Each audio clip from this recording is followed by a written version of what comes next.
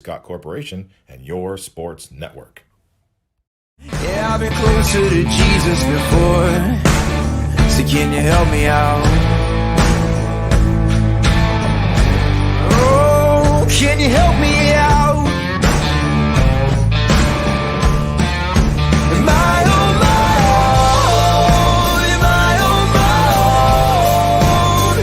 But can you help me out? Am I on my own? Am I on my own? Or can you help me out? Can you help me out? I've been scared to look in my soul.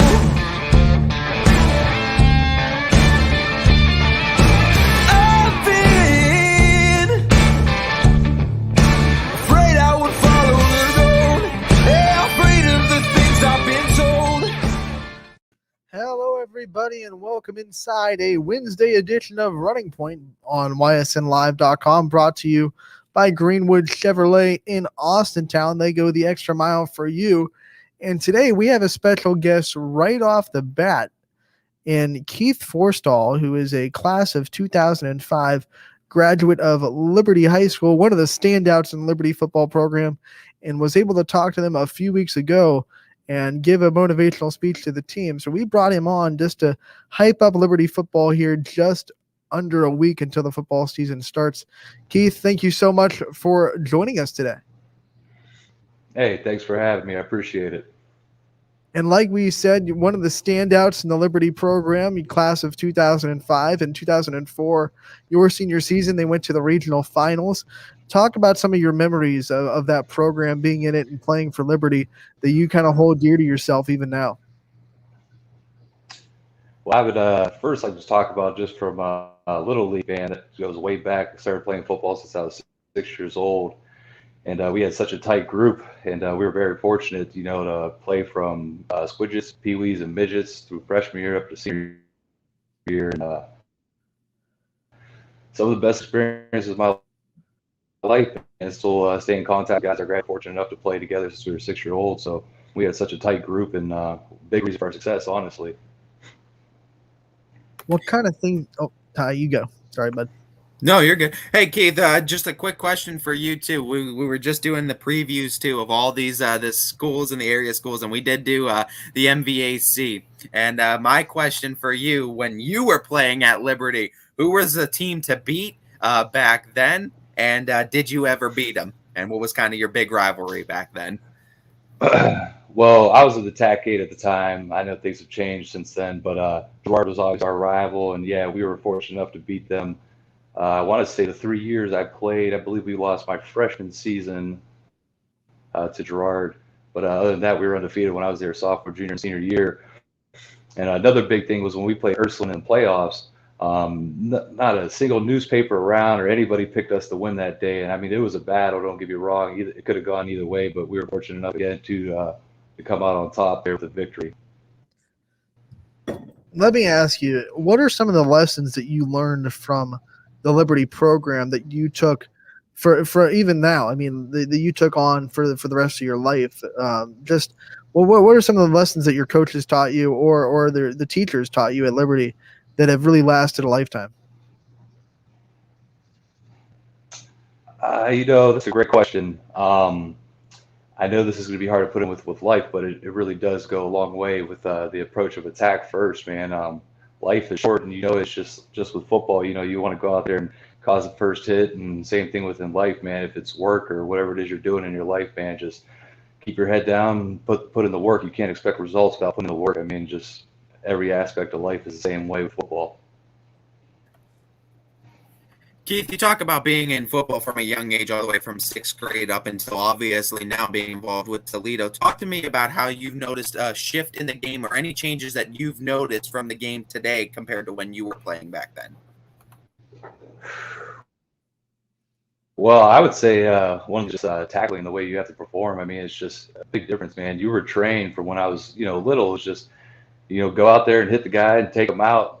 Not saying injure the person by no means, but it's just the way the tackling is, man. It's just different form, different style, different everything. I mean, the game has completely changed from my time to what it is now. But I mean, honestly, for the better. Concussion is such a serious thing, and CTE, just protecting the players. I mean, I'm fortunate enough I got my first kid on the way, and I don't even know if I would have my child play football just because of the injuries and everything I've dealt with my time. But I am happy to see that change. I know a lot of people are against it, but honestly, it's a very beneficial thing for these players, the longevity of life after football.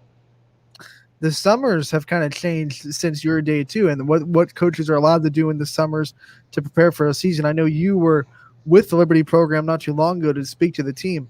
What kind of things did you see in their summer preparations that were different from what you guys did in the summers to prepare for a season? Well, it's hard to say. I didn't really see all their conditioning and workouts. I got to speak with the team for a little bit. As far as I know, Coach Simon, I have spoke with him. They're still running 2 days the same thing. I don't know if their hours are cut back, but honestly, they're probably running the same a lot of drills we are. I'm sure the playbook is completely different. We ran the wing tee. I know it's almost non-existent anymore. But preparation, hydration's key. Nutrition. It's such a big thing. When I was in college, and our lifting coach, he was actually a former Marine drill instructor, was also in the NFL as strength and conditioning coach too as well. And that man just preached hydration, nutrition, because I don't care how hard you work out. If you're not eating properly, you might as well erase that workout. It's just not to calculate the same thing. And I know Coach Simon is pretty adamant on, nutrition and hydration.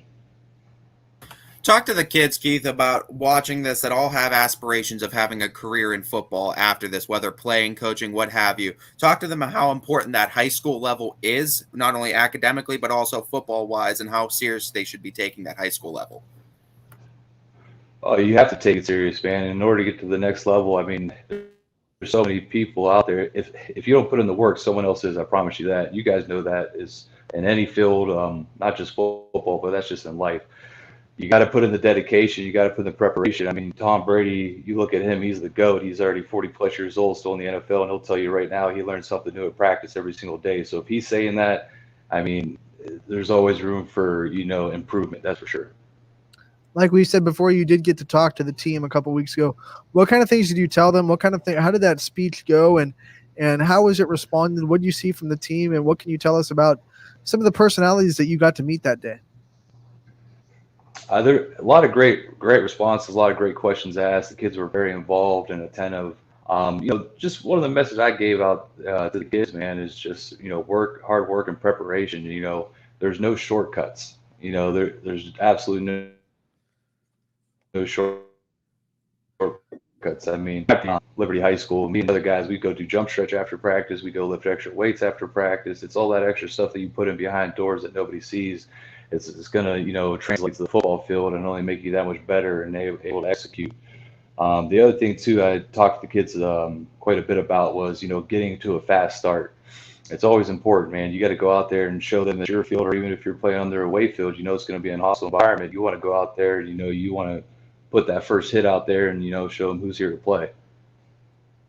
Talk to me a little bit about Keith Forstall, the player. Talk to me about one skill that you would want to drastically improve about yourself as a player, but at the sacrifice of another football skill. So what is one skill you would like to elevate, but at the same time you would have to decrease another one of the talents in football? I would say I would love to increase my pass coverage. I'm not saying I was poor at it. Would have definitely like to have, some more interceptions on my record. But the one thing I guess I would have to lose then would be my physicality. That was something I took pride in, was just trying to be the most physical player on the field. As a middle linebacker, I was the captain of the defense both in high school and Toledo, and you got to be out there and set the tone. And that's I guess one thing I would have to lose then was plugging up the A gap or the B gap, then coming downhill. Yeah, and you brought it up. You got to play at Toledo. What was it like to kind of get to the next level and be able to? I'm sure it was a dream all through football to kind of play at the next level. To get to play at a D1 school like Toledo and get to represent the Toledo University for 4 years. What was that like for you, and getting that dream to come to fruition? Well, the transition was huge, going from high school to college, and it wasn't just even the football practices, but it's just what you had to prepare for. Some days I started at 4:30 in the, you go do your workouts, go lift, then you go to class, then you go back, watch film, go back to class, go to practice, then you still have to go home and study. So sometimes you start at 4:30 in the morning, when you get home till 9:30 at night. So that was the hard transition. Plus, you go from high school, you were the captain, you were one of the bigger guys on the team. You go up there as a freshman, man, you're ready to get your teeth kicked in a little bit, man. You're kind of just a hitting dummy and a practice dummy for some of these seniors and juniors who've already had 3 or 4 or 5 years in the program, being if they redshirted or not. It's just size and speed. It translates over time. It definitely did for me. But that physicality, like I said, how I played in high school, I translated that the same way to college. But my body was so undersized. I was probably only 225 pounds as a middle linebacker. By my senior year, I was up to probably about 275. So gives you an idea. Develops what weight training does for you too. I'm sorry. I mean, talking about just how playing at Toledo is an experience not every athlete gets. Talk to me a little bit about the experiences you had in high school, Toledo, how they differentiated. And we also asked this question. It's kind of a 2-part question. I talked to another coach, Coach Emil, about this. Talk to me about the practices too, and how they differentiated in high school and college. Because Coach Emil said that Coach Butchie over at Mooney was definitely a harder nosed in high school than his college training at Kent State. One of the biggest thing is you definitely want to stay on your feet, and you'll hear that preached a lot in college and same with the NFL. If you go on the ground during practice, that's almost like an air.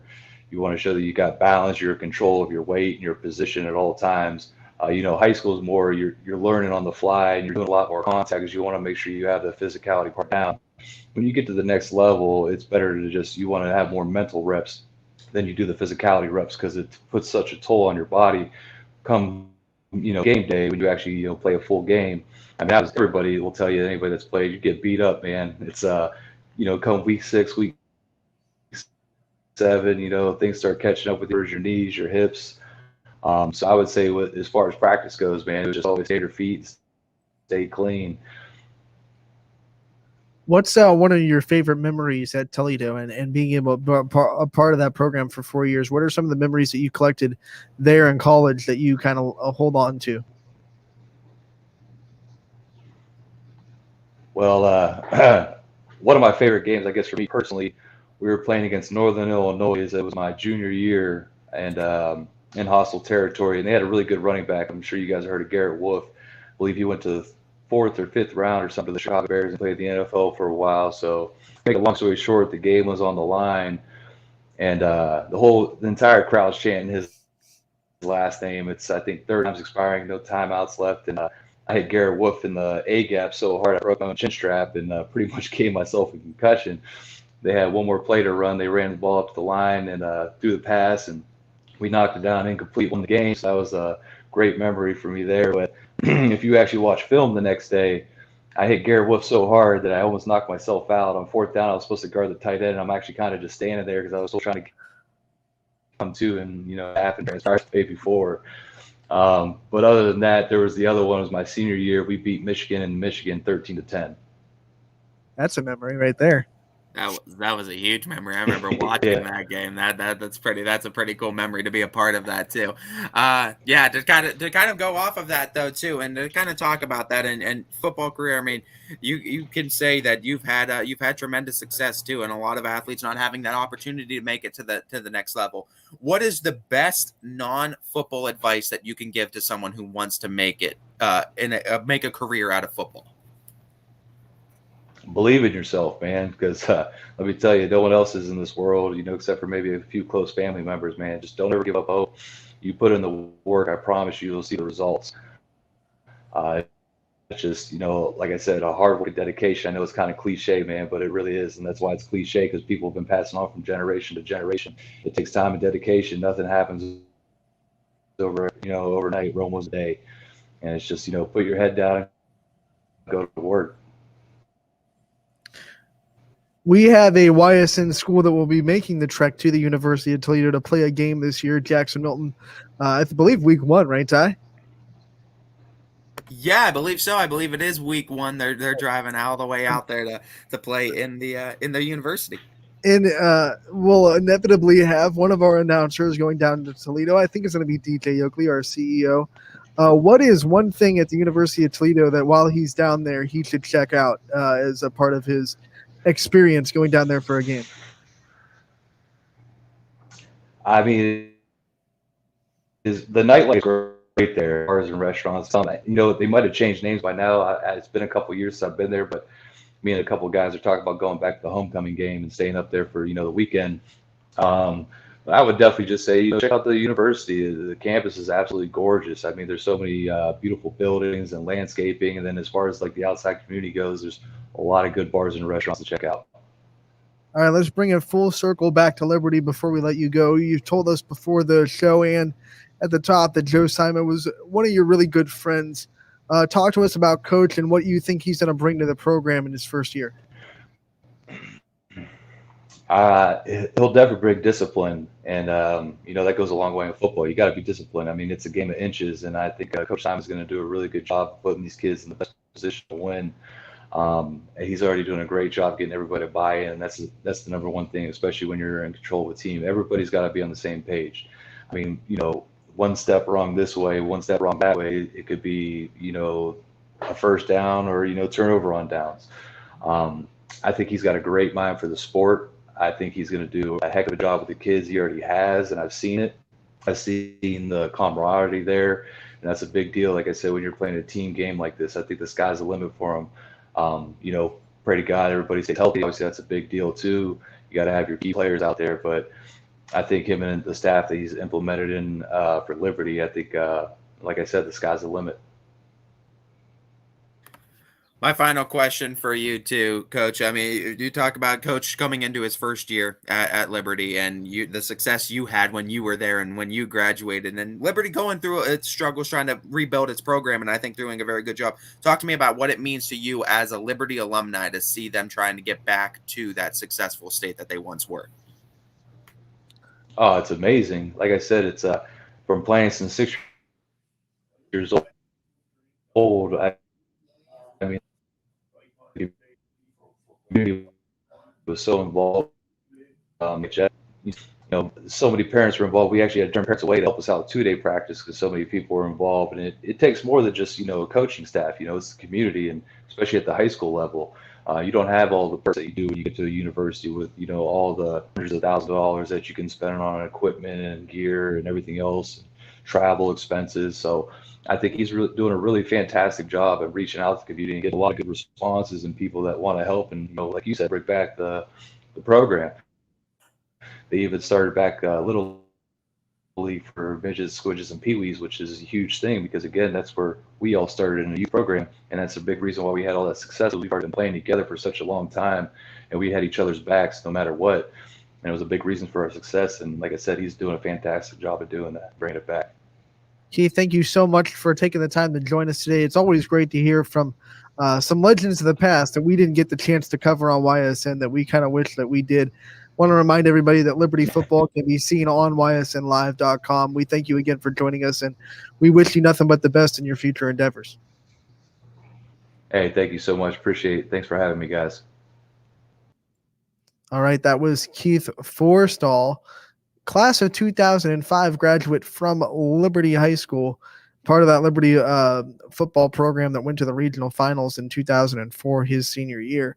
Ty, like I said, it's really great to hear from some of the legends of these programs that we didn't get the chance to cover on YSN because we weren't there yet. Yeah, it is great to hear. And it's also really good for him and, alumni players like that to really go in and make appearances for these schools, especially schools that maybe haven't been so successful in certain programs in years past, because it just goes to show how short term a lot of these kids' memories are right now. And they don't really think about, or they don't really remember a lot of the school's history and the school's past in some instances. And there really are a lot of successful, talented players that have came out of each and every one of these schools in the area that we cover, because Northeastern Ohio is just a gold mine for football talent. So I think it's very important. And the other big thing and the big takeaway, I think it comes from Keith and what he talked about when they made that regional finals, is how heavily the community was involved with a team and how much community involvement is important into team success. And we talk about the kids and we talk about the coaches, but community is just as important in building a successful program, as well as you need those good parents to help build that foundation and that support system for these kids and these coaches. Yeah, and community, like you said, community, it brings parents. Parents are a part of that community. And if you have a strong parental bond with the program and parents that do nothing but drive the program forward, then that's a big key to success. And I'm sure if you will ask a lot of these coaches in the area that have been successful over the years, they will say, not only do we have good kids, not only do we have a good coaching staff, but we had good parents that drove the program and community forward. And to be a good parent, that means be a parent that progresses the program. Don't be a parent that stands in front of the program. Don't go against the coach's wishes. Don't try to prohibit from what the program is trying to do. Be there to support your kid, be there to support your coach, and be there to help grow that program. We saw what teams like Springfield was able to do in just a short amount of time with just a heavy amount of community involvement too that started coming on just the last 5 years. Not that they didn't have community involvement before, but it's just a switch flipped. And they were all in now all of a sudden. And you see how much that could be a rallying cry for a team, either boys, girls, no matter what the sport. When you have a community involvement and you have everyone get behind a team like that, it's easy to get excited and start to play a lot better.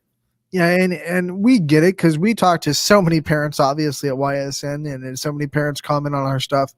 We understand it's a fine line between wanting the best for your child and wanting your child to succeed, and also trying to drive the program forward. We were not trying to vilify any parent by any means, but at the same time, because it's a fine line, you can tell the difference between the programs that have the parents to kind of get it and the ones that don't. I mean, it's apparent. The thing with the parents too, in most cases, and it is not like 99% of the time, it's not even done with the worst intentions that they are prohibiting the program from moving forward. It's usually done because they want the program to be successful. They just may not know what is best for the program at the time. But usually it is always done with the best intentions. But sometimes you just need to take a step back and realize, hey, maybe what I'm doing is, or what I'm thinking is maybe not the best idea for the program, but it is huge to be helpful too. And that is a huge part going forward. You should definitely be there and just be involved. Even if you don't have maybe kids tied into the program, just to be there and involved in the community itself is huge too.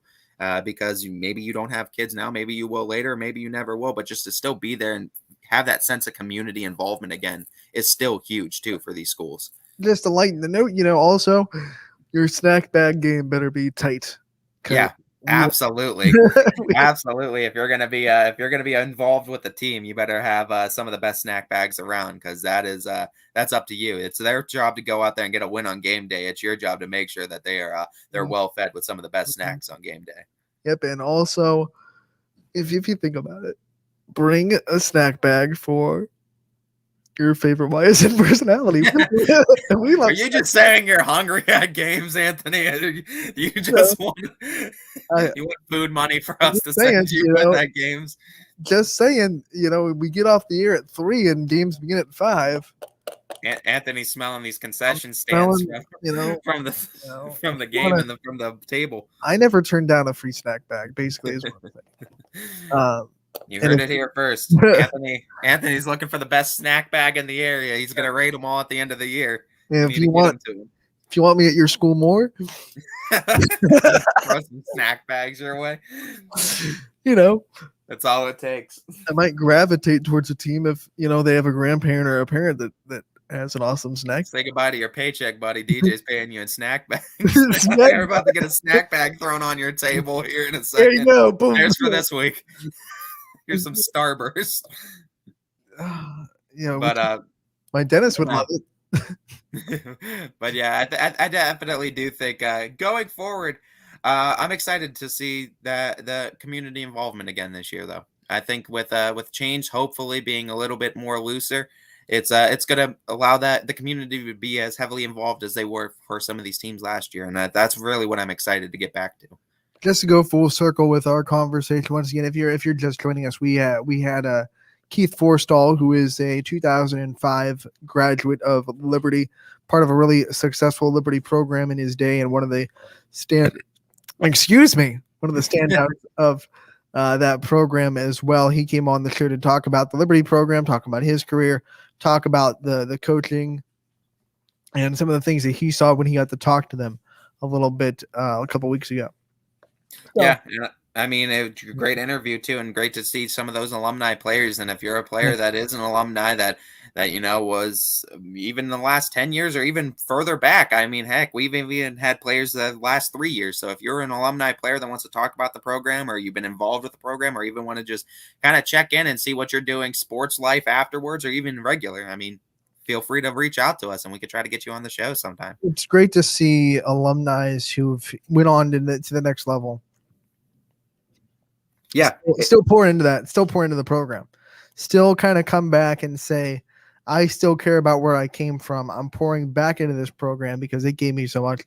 It's kind of like, it's not unique in our area, but in the grand scheme of things, kind of unique to see players that have quote unquote made it remember where they came from and pour back into the program they were in, because you see a lot of guys probably just say peace out to I'm not, Tyreek Hill, peace out.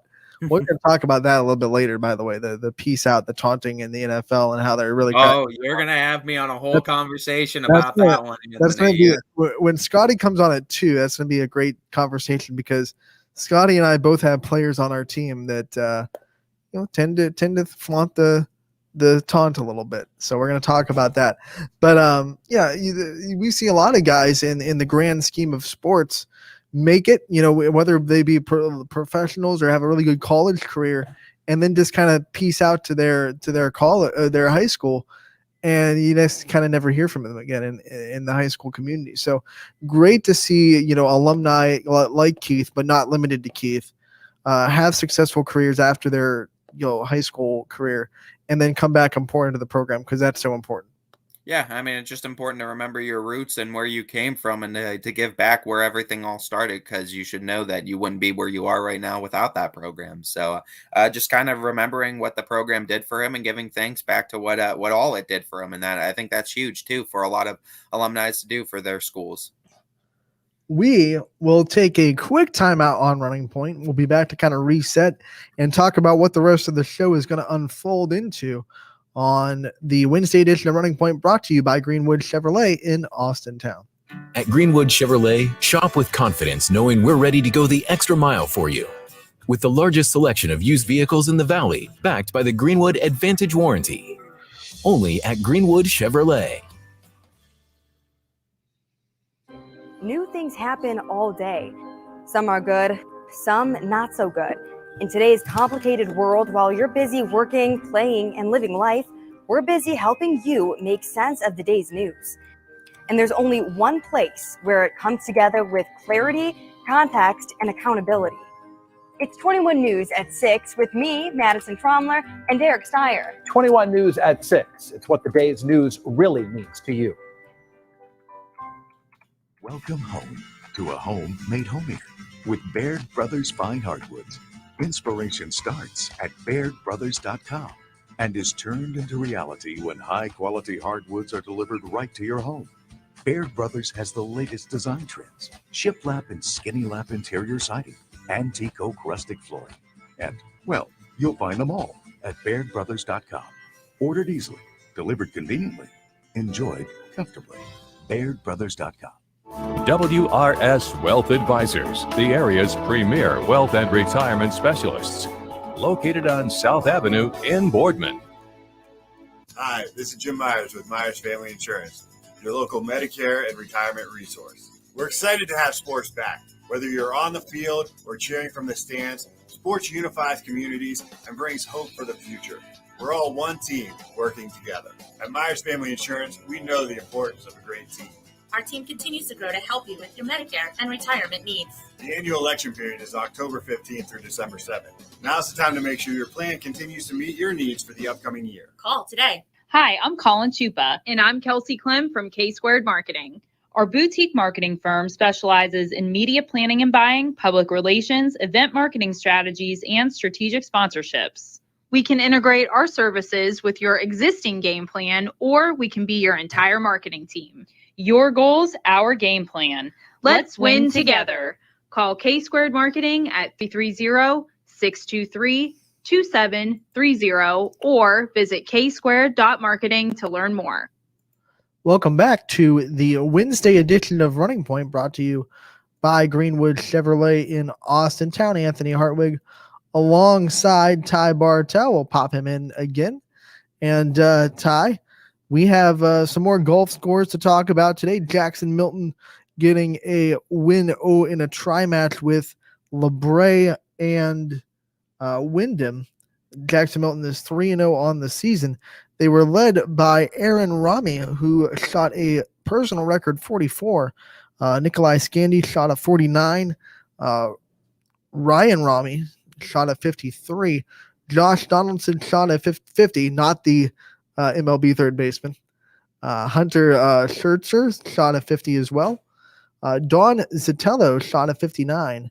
Drew Sloan shot a 58, and Dylan Havanek shot a 63 for Jackson Milton. You had to go more baseball after saying Josh Donaldson. After you said Schertzer, you should have been like not related to the MLB pitcher, and you should have just gone down the line with it. It's not Scherzer, it's Schertzer with the T, so I couldn't. Oh, it's a T. Oh, okay. You said Schertzer. That's what. Close. Schertzer. Well, a lot of people do mispronounce it and call him Schertzer too, so that's what I thought. I thought it was just so much calling him Schertzer because I've heard him say it both ways. Hunter Schertzer. That makes sense. Okay. I was going to say, I'm disappointed. You can't make one baseball reference and then completely skip over the next. The Blue Jays are in action today as well. So we'll try to get updates on that. They are against Warren Harding at the Trumbull County Club they actually are already going because they teed off at 10 a.m. So they've been golfing for over 2 hours. They might actually be finished by now. Because they play 9 holes. So Blue Jays off to a good start. They're 3-0, and they won their first tri-match of the year. And we tip the hat to the Blue Jays golf team and Daniel Critch, the head coach of the Blue Jays golf team, trying to get him on. One of the coaches we've reached out to. Hopefully we can get him on soon as we see a handful of golf programs really start to put their best foot forward in the start of the season. Yeah, and I mean, it's really nice to see, too. I mean, a lot of them really getting into the full swing of things now. A lot of them starting earlier on in the season. But now it seems like it's really getting into the thick of the season now. So, I mean, now that it's in the thick of it, we see there's a lot of area teams and a lot of area players that are really talented in the game. And we already know we've had some guys from this area. I mean, we have some pretty good athletes up here. So, not surprising, but definitely nice to see fall sports starting to get back into the whole thick of it now. Full swing of things is mine. Right, we'll let you have it. We'll let you have it. No, I'm just kidding, man. But yeah, I mean, we're going to talk a little bit more about the local golf scene and the golfers getting started with Brian Tolnar, which is coming up at 1:00. We'll take this time to kind of scope out what the rest of the show is going to look like. Brian Tolnar coming on at 1 from Mill Creek like he does every Wednesday.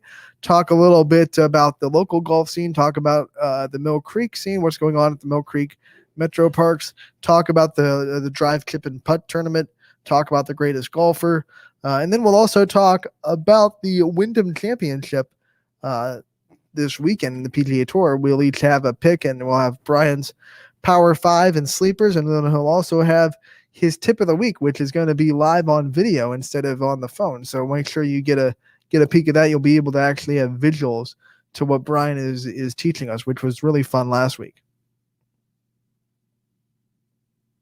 Yeah, it was really great last week having Brian on, and I mean, you expect him every Wednesday too. If you're into golf and if you want to learn more about the golf game, even if you're just starting out, some great tips too for even no matter what level you are of golf. And I mean, he's there too to ask questions, so you can even throw a question into the comments and you can ask Brian live here on the show and he can answer it live for you too. I mean, great guy, great mind in the area, one of the best minds in the area for either learning the game or just wanting to know anything about general courses or players in the area. Brian's really the guy you want to ask for that. Perfect segue to remind people that the comment sections are live on whatever platform you're watching on, whether it be Facebook, YouTube, Twitter, or Twitch. You can comment and we will pop it up live and we'll be able to interact with you that way. If you'd rather call in on the phone line, that is definitely available. 330-886-0813 is the number to call. We would love to hear from you. And so Brian Tolnar at 1 o'clock, Scotty Mincher, our boy, our buddy, our Goomba, coming in at 2 o'clock to talk about whatever his little heart desires, because Scotty runs the show from 2 to 3 on Wednesdays. It's the Scotty. It turns into the Scotty show, and we're okay with that. In the last 10 minutes of the show, by the way, we're gonna have the 10-minute countdown where we give Scotty the chance to try to stump Ty. 10 minutes to ask as many trivia questions as he wants to try to get Ty stumped. He's down 2-0, Ty, and we're having a running scoreboard. We'll keep it up throughout the whole season of Running Point, but 2-0 so far. Ty leads. Are you ready? Yeah, I mean, you want to get out on those early leads when you can, trying to get a win against your opponent, and it's really big too. So taking a 2-0 lead early on Scotty is going to be huge too once we get into later portions of the season. But I definitely am looking at this 2-0 lead as being something I want to build on for today. Ty, going from host to press conference really quick. I love it. I had to try, I got to make sure. I want to make sure that my opponent, you got to respect your opponent too, Anthony, but you got to be ready too come game time. We have reached out to trying to get someone, because South Range is having a blood drive for TJ Irons today, and we want to be there a little bit. So we're trying to reach out to get someone that's going to be there to come on live on the show to talk about how it's going and an update on that, because we just couldn't send enough thoughts to that event right now, and trying to lift up the Irons family as the volleyball program is going to be playing for him all year, so we're going to try to get someone live from South Range to kind of give us an update on how that's going. That starts at 1 o'clock. If you want to head down there, the registration is full for the blood drive, but you can still give money through the fundraisers, bake sales, and a lot of fun stuff going down there at South Range starting at 1 o'clock. So we'll try to get someone on to give us an update over there from the blood drive for TJ Irons and the South Range volleyball program. Ty, you got to unmute yourself. Oh yeah. We hope to get someone on for that, and just try to get someone to join in and talk about the event, because really, really great things that South Range is doing over there for the Irons family. And we talked about communities, and this is one of the great things about high school communities, is when someone's struggling or someone's going through something. Not only are they there for the success of the program and there to cheer on the athletes on the court, but when families need lifted up, we've seen time and time again, no matter what community it is, communities come in droves to lift up their families within the community, and South Range is no different. And we love to see that. I mean, that's one of the things we didn't really talk about when we were talking about communities back in the 12 o'clock hour. I mean, communities don't just show up to support you when you're playing, but they can be there for you in tough times of struggle. So gotta love the community backing up South Range volleyball and Coach Irons. Yeah, they have a really good community over there in South Range, and that's partly why they're so successful in a multitude of sports. And we talk about how heavily community involvement is for schools and for successful programs. And South Range is no slouch when it comes to being heavily involved in every aspect of not only their kids' lives, but just the school in general and the community's lives in general. So, South Range community, really tight-knit group down there. That's partly why they're one of the more successful groups in the area. And as the show goes on, as we bring up the South Range volleyball program, we're going to be, don't worry, volleyball fans, we're going to be diving into volleyball previews starting on Friday, because tomorrow Ty is going to be having an off day, actually. So it's going to be me and a bunch of interviews. But Friday we're going to dive into our volleyball previews. I think we're going to break it down into divisions instead of conferences. So we'll go all of our Division 1 schools one day, and then we'll do all the Division 2 schools, Division 3, Division 4, etc., and break it down that way. That way, when the tournament brackets come out, and in volleyball, everyone gets in the tournament, of course. So when tournament brackets come out, you can go through and say, hey, this team's Division 4. YSN already previewed them on Running Point, and you can be squared away that way. So look forward to that in the next couple of days. But today we just lift up the South Range program and send our thoughts to that event going on, the blood drive, of course, once again, starting at 1 o'clock at South Range. Yep. So make sure if you are in the South Ranch community, if you haven't, make a stop by to help out. It's for a good cause as well. But yeah, gonna unfortunately miss tomorrow. It was a scheduled day off before the running point came so graciously into both of our lives. So before it fell into my lap, we had the day already scheduled off. So just a 1-day hiatus, and then we're gonna come back full swing with volleyball previews, which I'm excited for. We're doing it a little bit differently this time, as we said, in divisions instead of conferences, but I think it just better befits you as the viewer going forward for this type of sport. Football was a lot better, I think, to do conference wise, because you play a lot of interconference games. There's a lot of things to talk about with that. But volleyball, like you said, end of the year tournament play, everyone makes a tournament, and it's more about in division play anyway when you go into the tournament, because that's who you're playing. So I mean, I think it's better to look at the divisions. Yeah, you're going to be playing your conferences, but your divisions are really going to be the teams that you're going to be playing a lot when it comes tournament time. Yeah, and today just kind of preview that, like to kind of well, how do we say that? How to give you a little taste of what's going to go on. We'll until Brian comes on. So we're waiting for about 20 minutes until Brian comes on. Volleyball in the area, and we've talked about it. There are probably 10 to 15 teams that you could say are legitimate district championship contenders, and that's got to be so exciting for volleyball fans to say that we don't live in an area that it has just 4 teams or just 3 teams that you think, man, okay, those 3 are contenders and the rest are just kind of there for the ride. We have so many really good volleyball programs in the area, and we talked before the show. You're going to be kind of diving into one of them with Fitch volleyball, and you've already looked at their schedule. You've already kind of mapped out what games you're going to be able to do. And it's correct me if I'm wrong, but it's going to be your first dive into broadcasting volleyball.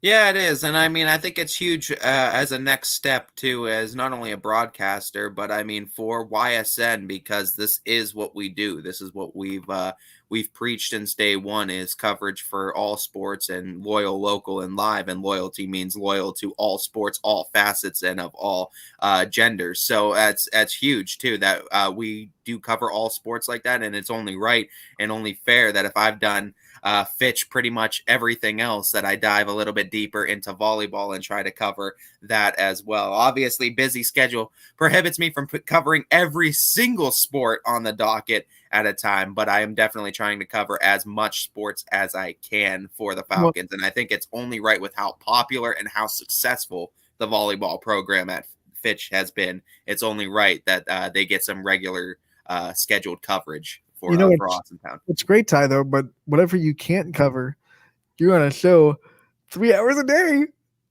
They can put that slack a little bit, buddy.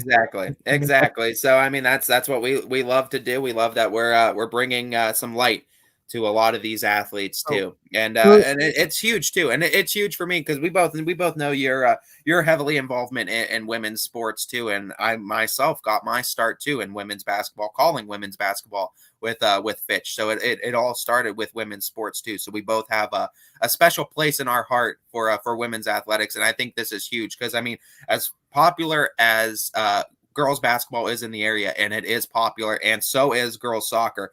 There's something about girls volleyball that has been a rocket ship to the moon right now in popularity. And there is something that gets people watching it. And I mean, now watching volleyball, I can understand why.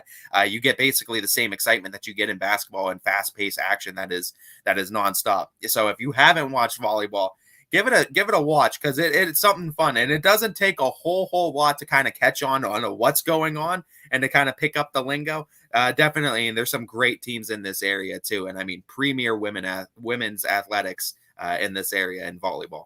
Earlier in the week, we talked to the Fitch captains, Jocelyn Jordan and Alyssa Leskovac. What kind of excites you the most about being able to cover this program at Fitch? And I know you know those players from covering them with basketball.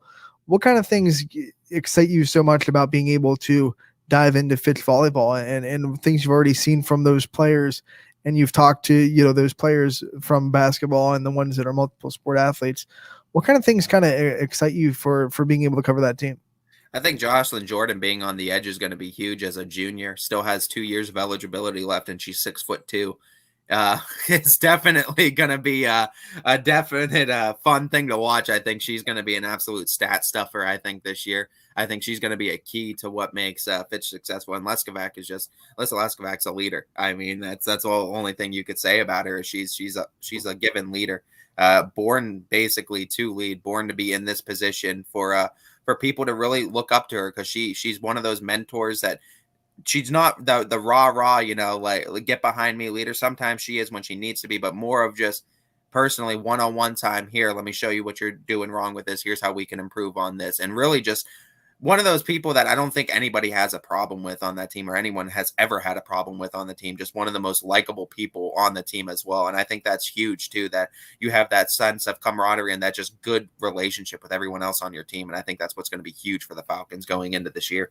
What a family too. I mean, not just her, but her brother as well, doing things with the football team, and he graduated, of course, but we see family involvement a little bit more in the smaller schools. But when you talk about names that go on for years and years and years, I feel like Leskovac is going to be a name that you see in the Fitch programs for years to come.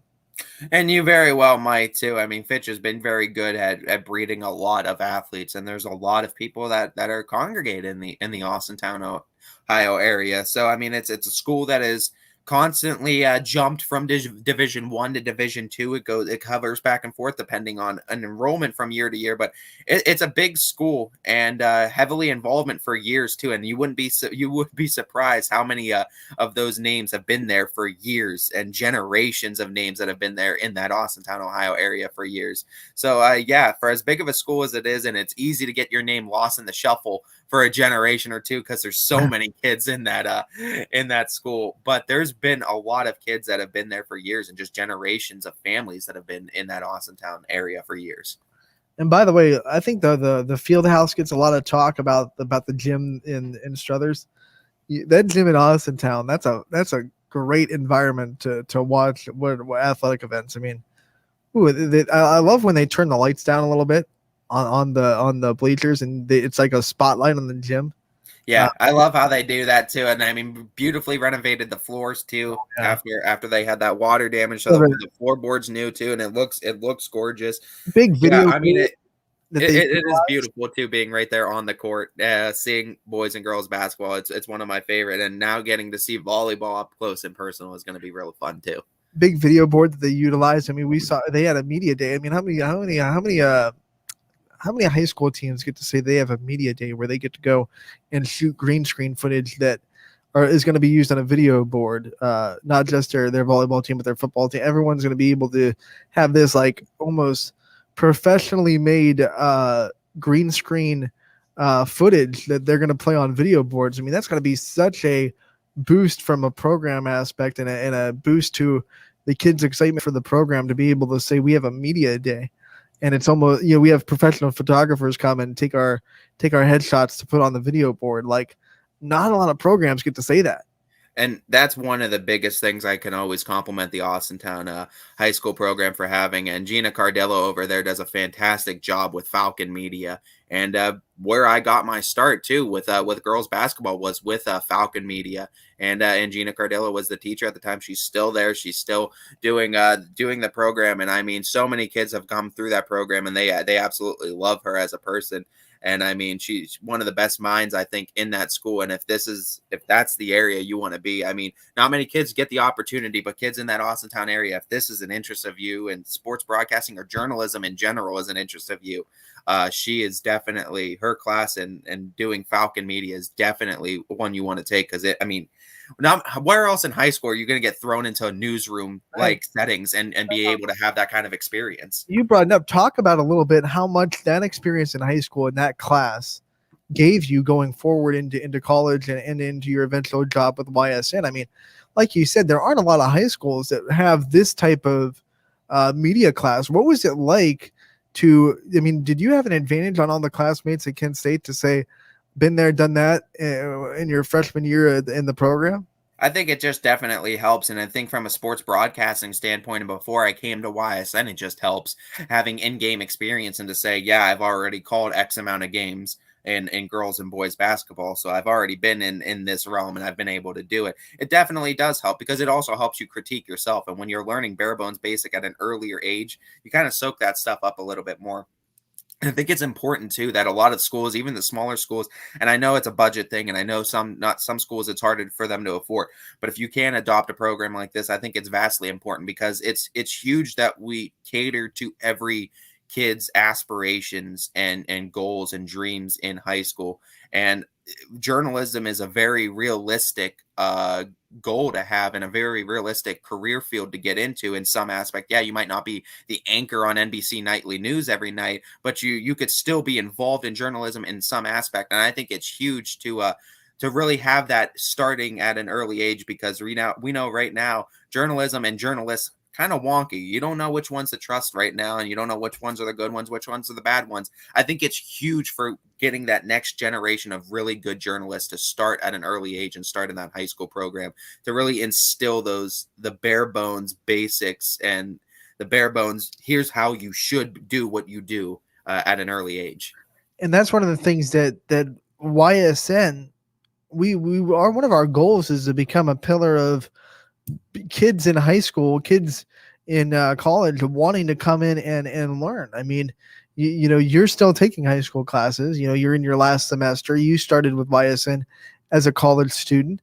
We have more and more of our announcers are getting brought to us from colleges.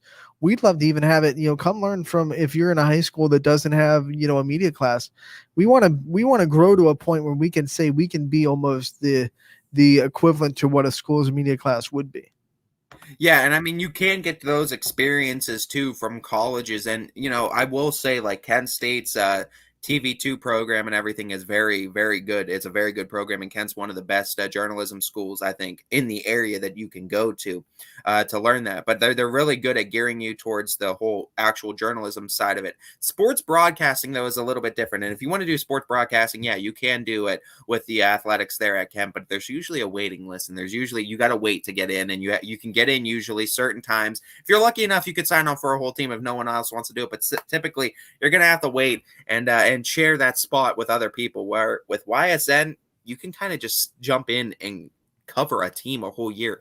And let me tell you, getting that repetition and just getting those reps in different sports, and that's another thing, you have the opportunity to do all sports. So it's not just, here's just basketball that you're limited to because that's the only thing that's available to sign up for. You could quite literally get experience in every sport. And even if you don't know it, that's the beautiful thing, is you get the repetition. So you get to call it and get better at it. And I mean, it just helps in building a video profile, building a resume, for yourself too. And I mean, honestly, who else can say they do so many broadcasts? We do over 1,900 broadcasts in a year. I mean, you got to figure each announcer does X amount of those. I mean, that's a lot more repetition that you get out of this than most programs. So I think YSN is huge for that too. And I can speak into this myself. In this field, experience is the biggest learning tool. Just getting to do it. I mean, you can sit in a classroom and hear a professor talk about it as much as you want. But one of my YSU professors, and I only had him for a semester, and for the love of his name escapes me because we only had him for one class. But he was a guy that worked in the production trucks. He was a freelancer. He was working for the Cavs at that point for their productions. And one of the things he said was 65% of his production trucks workers didn't really go to college for it, just got experience out of high school for it. And I'm not saying that means don't go to college for it, because there are a lot of great programs in the area, but make sure you're getting the experience. And when you go to college, don't just be sitting in the classroom and not taking the next step to say, how do I get on this broadcast? Or how do I, in YSU, if you came to a professor and said, I want to start this kind of show in our studio, if you had a good pitch, then they would let you do it. I mean, you have to just show initiative in your program, wherever you're at, to make sure that you're getting the experience, because it's more valuable in this field particular to have the hands-on experience than it is to just, regurgitate someone talking to you into a classroom. Yeah, and I mean, you can only learn so much from chalk on chalkboard and marker on dry erase board than you can actually just sitting down, having the headphones and the microphone live and hot and talking sports. There's a certain level of comfort that you're going to inevitably get over the time of talking so much live on the air and on either a show aspect or on the aspect of just doing games. And I mean, sometimes you see that too. And you notice that with guys that come right out of college, but have never really done many broadcasts in their life. You see it's hard for them sometimes to get work because they haven't had that experience, and it's hard for them to get in. And you got to start either in an internship. And if you can't get into an internship, or if you don't want to worry about the internship teaching you everything you want to do or getting the repetition and the things you want to do, if you want to do sports broadcasting, man, this is the place to do it. I mean, any type of internship, you could basically walk on. We have so many teams that are open for other sports too, and teams that are open, I think, in general for all sports, right? You could walk onto a team and you could pretty much cover that team all year round, any sport you want, and get however many broadcasts you want under your belt, upwards of almost over 100 broadcasts you can get under your belt in a single year for YSN. Not many other places you can do that too, and that type of experience is going to pay off in loads later on. If you are interested in joining the team, there are many ways to reach us. You can message us on any of the social media platforms and set up an interview. You can email info@ysnlive.com and try to set up an email that way. DJ will get back to you, but we would love to kind of talk to you and see what your passions are and see where your best fit would be and set you up with a position. I mean, it's not just broadcasters either. I mean, if you're a graphic designer, there are plenty of ways to help YSN if you want experience. So, public service announcement and a shameless plug. If you're interested in joining our team, make sure to check out ysnlive.com. That was my best promotion voice for you right there. As we get ready to take a quick break and come back to the 1 o'clock hour, where we will get in touch with Brian Tolnar from Mill Creek Park, the golf guru, and talk a little bit about what's going on there, what's going on in the PGA this week, and a lot of other fun stuff in the realm of the golf world. We'll be right back on ysnlive.com. Running Point brought to you by Greenwood Chevrolet in Austintown. Every customer has a story, and at Greenwood Chevrolet, we are committed to making sure it ends with you in the right vehicle. I get to be part of somebody's adventure, whether it's buying a car for the first time, helping them get approved, or finding the perfect car for their budget. I'm proud that people trust me with their finances. They trust me to take care of them, and they trust me with their story. I'm Tracy, and I'm ready to go the extra mile for you, only at Greenwood Chevrolet. Quality, customer service, and integrity. Those are the 4 words that have driven our success since 1957 at Joe Dickey Electric. Joe Dickey Electric is one Mahoning Valley landmark business that stays current with the requirements of our customers. Family owned and managed, we are an electrical contractor and energy solutions provider. Every member of our team adds to his or her skill set through ongoing training. Residential, commercial, industrial, automotive, and more. We keep ahead of the needs of our customers with a fleet of more than 50 vehicles and 24/7 emergency service, so you're never left in the dark. Jimmy Sutton here, Director of Isle, Purple Cat, and Golden String. We are happy to support YSN and 2 of my favorite people, Scotty Mincher and Super Dave O'Malley. We are an agency that provides services for adults with disabilities. We infuse humor, passion, and joy into their lives. If you know of any folks with disabilities that need our assistance, please contact us.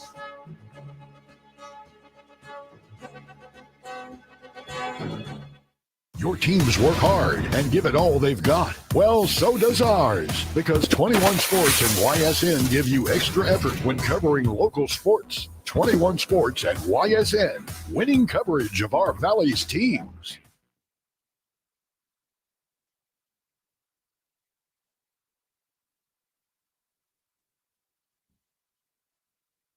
Hello, I'm Greg Burbick with G. Burbick Farms. For the last 100 years, my family has farmed in Columbiana and Mahoning counties. I began raising cattle in 1996 with the goal of providing a better product for you and your family on the dinner table. Our grass-fed and grain-supplemented Black Angus beef are raised with no hormones, steroids, or antibiotics. We're known for our hometown-friendly service and incredible tasting products. We're locally owned and have customers across the tri-state area. Our products go from our farm to your family.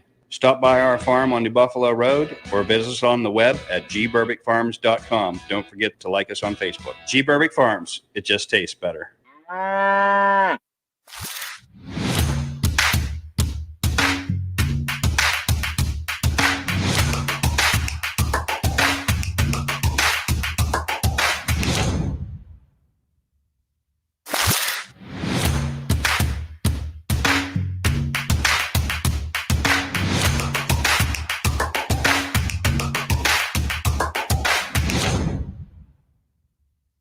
Hi, this is Tommy Clem, owner of WRS Insurance Solutions. WRS Insurance Solutions is a local independent agency that specializes in life, Medicare, long-term care, and disability products. Call us at 330-953-3722 or visit us at wrsinsurancesolutions.com to learn more. Good luck to all the student athletes in the Valley. If you're looking for a quality pre-owned vehicle, why shop anywhere else but Tri-State Ford? Choose from our great selection of pre-owned vehicles. Plus, we've got you covered with our exclusive Tri-State Ford Advantage. It includes a 10-year, 200,000-mile warranty with your pre-owned vehicle and much more. Come see why so many customers from the Tri-State area buy their pre-owned vehicle at Tri-State Ford. Customer focus, community driven. Tri-State Ford East Liverpool or visit tristateford.net.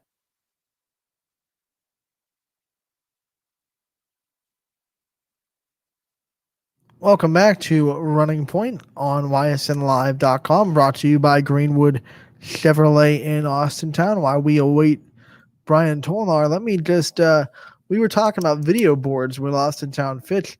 I just saw on social media that West Branch just finished installing their new video board, and West Branch is already a great place to watch football. Now they have a really nice and a really big video board in that 5,200 capacity stadium. What a time to add that to your field with such a, we're obviously going to see big community excitement for the season after COVID last year. Now all of a sudden everyone's coming back and there's a big video board out there in the end zone. Yeah, home field advantage is going to be a little bit more of an advantage now with the video boards, and it's just really cool. Just another step to make high school feel a little bit more like the professional and the big leagues. Adding the video board to it, I think, is just a cool addition, and we're seeing a lot of schools starting to add those now. Jumbotron. Everyone wants a Jumbotron. And not saying that any of these video boards are quite to the Jumbotron level, but, who knows? 15, 20 years from now, we might see some schools get more and more money, and some schools make those video boards a little bit bigger. Maybe they'll get into the Jumbotron section tier of video boardsmanship, if that's even a word. Sebring with a 300-foot Jumbotron lining the home field. That would be amazing if that does happen. No, that might be, and it might be the way we're heading too. I mean, it all depends too. I mean, if the program's getting money, and that's the biggest thing is, I mean, program involvement, and we already know how big of money makers football programs are for high schools. So if they're going to continue to make money, you can imagine that more money is going to be dumped into the program. So I wouldn't say it's out of the realm of the possibility to see a lot more of these schools start to get these video boards added in. We just had someone call into the studio, but it rang very quickly and then hung up. So if you were the one that called and you are watching, please call us back because we would love to hear from you, and we don't want to lose any of our callers. So if you are the one that called really quickly, I saw one flash of the light and then it kind of stopped. So call us back. We'd love to hear from you on the MP Vivo Heating and Air Conditioning Hotline. That number again, 330-886-0813. The comment sections are also live on whatever platform you are watching on, whether it be Facebook, YouTube, Twitter, or Twitch. We would love to hear from you again. So once again, if you did call us, please call us back. Ty, as we talk about the video boards and some of the innovations that these programs are bringing to further excitement to their kids, and we talk about the growth of society and technology and the expectations that some of these kids have and the technology they're using. What kind of things do you see in programs that they're kind of not just video boards, but what other technologies do you think the programs that are progressing are utilizing to engage with their kids and to get them excited about the program and about what they're playing with? I think social media is the easiest answer for that. I mean, the innovation of social media and having each team have its basically own personal social media page where they could submit graphics of things that either their kids or someone in the program made and was able to post in the schedule and just put up hype up events and just a centralized kind of place for the community to go to find out where the fundraising events are, where they have all these other events going on, donation events, where the games are, where to be, and where like banquets and stuff are, where team practices are. So it's kind of nice to have that centralized thing in place for a lot of these athletes nowadays that back then and back in the day, not a lot of kids had or kids didn't have at all. So I mean, it's a real nice innovation, I think, in modern times that really helps out with these teams, bringing the community together and a tool necessarily to bring everyone together. Yeah, and one of the things that I think also has been very innovative and important to the growth of the programs and the athletes' development, the huddle and the programs that, a kid can go in and watch film whenever he wants or she, and they can cut highlights for themselves. It's not just good for the recruitment, but it's also good for the development because they are able to self-coach, self-advise, and kind of not recruit, but scout anytime they want. Yeah, and I mean another great technology. I mean, you have to say it. I think of YSN. I mean, right? I mean, but honestly, though, if we want to think about it, though, I think these are great technologies too. And I mean, not to shamelessly show it to toot our own horn a little bit more, but I mean, it's essentially an ESPN for high school sports. And I'm a gonna mix of an ESPN with a little bit of Barstool, and it's its own unique thing. Gonna for high school sports. I gotta take control of this show like an ESPN host would do because we have Brian Tolnar on, and no offense, but I think that's definitely worth stopping me for. Right, Brian, how are you doing today? Good, guys. How are you guys doing? Can you hear me okay? Yeah, I can hear you great. Thank you so much for joining us today. It's great to hear from you like we do every week. Awesome. Thank you. Thanks for having me. All right, let's talk a little bit about things that are going on with the Mill Creek Park this week. What's one of the things that are highlighted on the week schedule at Mill Creek Park? I'll tell you what, we have a pretty big time week. We've got the greatest golfer on Friday, 345 players plus in this year's event, which is the most they've ever had from the history of the event 12 years ago. So we've got them morning wave, starting at 7:30, 8 o'clock, and then we have an afternoon wave at 1 to 2:30 p.m. And then hopefully weather will cooperate and we'll be able to get everything in. We've got a lot of action with our recreation program today. We had a rackets and paddles camp that got in for tennis and pickleball just before the weather hit us a little bit this afternoon. And we have, knock on wood, hopefully we'll have Easy Street Productions at the Morley Concert Pavilion tonight at 7. So, hoping for Mother Nature to help us out a little bit. It's one of our most attended concerts down at the Morley Pavilion, down at the Wick Recreation area in the Rocky Ridge neighborhood. So super excited to always have events for the family and things to do from a recreational standpoint. Brian, looking at this greatest golfer tournament, can you highlight some names for us that are going to be playing or participating in it that are going to be notable to watch? Well, I think there's a couple that come to mind. Brandon Pluchinski, who's our defending champion in this event. He's won it probably 3 or 4 times more than anybody in the field. From the guys' perspective in the open division, it's, he's just been head and shoulders above everybody else. You've got the Todd brothers from Youngstown Country Club, Griffin Todd and Landon Todd and the whole 9 yards that play extremely well. They're always seem to be in the hunt and into the top 5 spot. From a girls' perspective, Katie Rogner played at Youngstown State University. Just continues to play well on a big stage. From a gross score standpoint, the ladies division will be gross and net, so it'll be handicapped as well.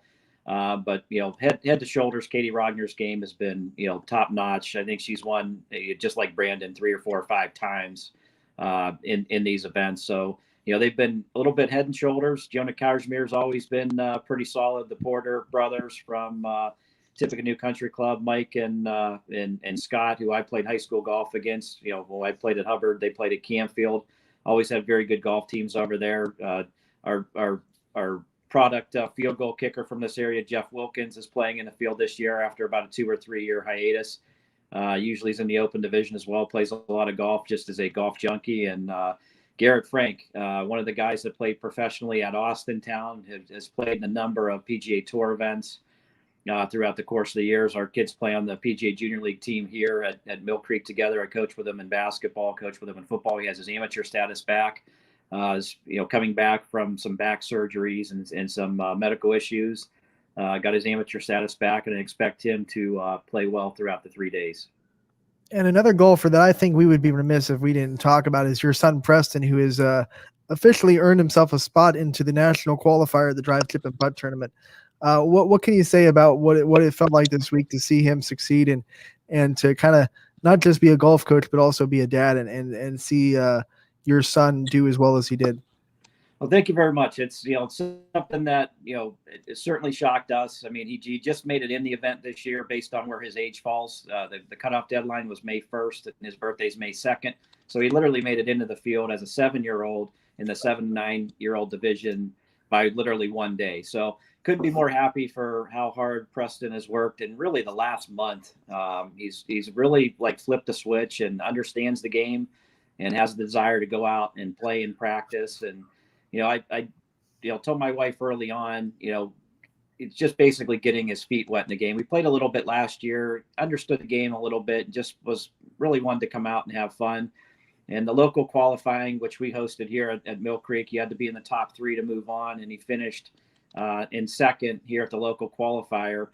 And I really kind of let him do his own thing, kind of let him get his feet wet and really just see what, drive, chip, and putt was. It's really the entry port from PGA's perspective of getting kids and youth involved in the game, and was very lucky and fortunate to qualify. He beat out some 8 and 9-year-olds this round and this past round. And, golf is a game that the more time that you have, the more strength that you can build over the course of a year or two. An 8-year-old and a 9-year-old certainly have a tremendous advantage over a 7-year-old just based on, age and the time and the amount of play and practice that you can put in. So from an experience standpoint, we didn't have very much, going in. And, obviously I'm unfortunate being 7 years old in the 7 9-year-old division. The expectation level wasn't very high. The bar wasn't set very high. So it's just get your feet wet. And if you do well, you do well. And then if you make it to the next level, that'll start, giving you a practice routine, getting you involved in what we need to do to make yourself better for the next qualifier. That's kind of what we did.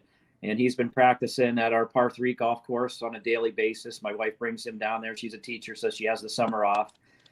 So it's worked out, from a convenience standpoint. My parents have been very influential when it comes to giving him access to the golf course and practice time as well. When my wife has some duties at her job to be able to take him to the golf course and play and with equipment and the whole 9 yards. So it's been really neat. And then he's been practicing each evening after my 6 o'clock lesson, usually about 7 o'clock. My last lesson finishes up for the day. So we'll practice until, 8, 9 o'clock at night, chipping and putting and really driving the golf ball accurately, because, part of the drive, chip, and putt is you get 3 shots, 3 tee shots in a 40-yard wide grid. That's anywhere from 75 all the way to 300 yards. And if, Preston, for example, if he really hit it, solid, he's going to max out at about 130 yards just because he's not tall. He's not strong enough to get it there. So he has to be very accurate in order to keep it on the grid. And our goal is to get points on all 3 drives, which, he had 2 drives right out of the gate, 150 when I was down there caddying for him. And he was just pumped because it's about 25 yards further than he's been hitting it all season long. So I don't know if it's the adrenaline or just the amount of practice, but he certainly, hit 3 good drives well. And then the chipping and putting, which is more of his strong suit because he spends a lot of time there. They have this 8-foot circle, and every 2-foot circle, moving itself in goes from, 25 points if you hole it, 20, 15, 10, 8, 5, and 1. So he always is very solid in chipping and putting because he puts in a lot of time and effort. So that's really his great equalizer in being able to catch up from where the length is, really, kills him in the driving portion of it. Was the last group out because they do it all in ages down at Westfield. So the 9-year-olds went out first. Really drove it well, putted well. Hit one poor chip shot, which was unlike him. And I told him going in, I said, you need to get 3 good shots on all 3 of these in each of these categories. And he knew that he hit one of his chip shots. So he was certainly bummed. But the third one is the tiebreaker. So it's important to get a good score on the last ball. And he ended up getting a 20, which was in that 2-foot circle from about 15 or 20 yards off the green. And I knew we were okay, but I didn't think we'd have enough points to get us over, because I was looking at some of the scores nationwide, and there were anywhere between 100 points to 130. We finished the day at 93. I come in, we were looking at the girls division from 7 to 9. Their points total is usually about the same, 90 to 100. The leader was at 70 points, and we came in our division, and the boys division was 90 points. It was in the first group with the 9-year-olds. And I'm looking, and I didn't really know what his total was when it all added up. But when they placed it on the leaderboard, it was 93. So he took right into that first spot, and we had about 4 players behind us that hadn't turned their card in yet or hadn't signed their card. And I'm thinking, well, we've got literally a 1 in 4 chance in going if we finish second, because you got to be in the top 2 in the second round to make it to the regional up in Michigan. And he knocked it. The last couple kids knocked it outside the circle and finished with like 60 and 50 and 80, and down to the point where we knew we were going to finish second at worst if the last kid came in and outplayed us. And we ended up winning the whole thing. And my kid was excited. And I'll tell you what, I don't remember being that nervous as a player looking at the leaderboard when I was finished with the tournament. But when you're sitting there, you're looking, and his aunts and uncles and my parents were there, and obviously I was on the bag for him for the event. And it was pretty nerve wracking coming down the stretch. I'm like, holy cow, we really have a shot for this. So, he's gearing up for flag football season, which starts here in another week for him. So he was excited to kind of put golf to bed and kind of do that thing. But, we certainly have work to do. And, we told his football coach, I'm like 15th and 16th, he's not going to be in the lineup. So he just loves sports. He loves playing. He loves competing. I was very impressed with how mature he handled himself. He took his hat off at the end, introduced himself to the person passing out the award, shook their hand, looked them in the eye and said thank you. Probably the most important thing I was impressed with the entire time was how he conducted himself, how humble he was. And he wrote the guy a thank you card. We just put that in the mail. I mean, not too many kids do that, and that's really where we want to fall when it comes to showing good sportsmanship with him. And if you come up short, you come up short. If you win it, you're lucky to win it. That's fine. But ultimately, at the end of the day, we want him to be humble. We want him to work hard, be kind, and show good sportsmanship. How big is the next step, when you talk about the regionals compared to what he just won? Well, there's 4 regionals left, and there'll be, I believe, 24 kids at each one of these regionals, and they have 1 spot. So, literally, you got to finish first out of the 24 to move on. Oakland Hills is a huge mecca for golf. They've hosted U.S. Opens, PGA Championships, tour events, LPGA, PGA throughout the course of the year, amongst a number of amateur events. We'll go up there on Friday the 15th. They have a champions dinner for him, which I think is unique, and I think he'll be stoked about being able to do that and go through that process at a very young age. Like I said, not too many 7-year-olds get the opportunity to compete at that level, because you're ultimately competing against 8 and 9-year-olds that have another year or 2 of experience, and a year in golf goes a long way compared to other sports. I mean, you can make it up in speed for football, you can make it up in ball handling for basketball. For golf, it's a lot of practice time. So to have a 2-year head start on practicing and performing and being able to play at that level, I think is unique. And then on Saturday, they'll have the competition. So, generally what will happen is, because he's the youngest, we were the last tee time on all of these, just because he just made it in, and he's the youngest kid in about the entire field, I would imagine, by making his birthday there by 1 day. So we'll be the last tee time to go, which is good and bad. I mean, it's a lot of waiting around. So, I mean, he's got some nervous animosity when he sees the 8 and 9-year-olds. They're like, Dad, these kids are so much bigger. But I tell him, just like I would tell any student, your game's going to speak for itself. Do what you can do what you can control, and then see what happens at the end. So, sometimes you'll be good enough to beat everybody's. Other times you'll come up a little bit short, and you got to work a little bit harder. But so far for him, I'm certainly excited, and he's definitely hunkered down. He went out and played this morning. I'll be working with him this evening. He's at swimming lessons now, so my wife's got a full day ahead for him. So it's certainly neat to be able to be part of the experience and to go through it. I know my whole family is going to be up in Michigan watching them and rooting them on, so it's going to be exciting.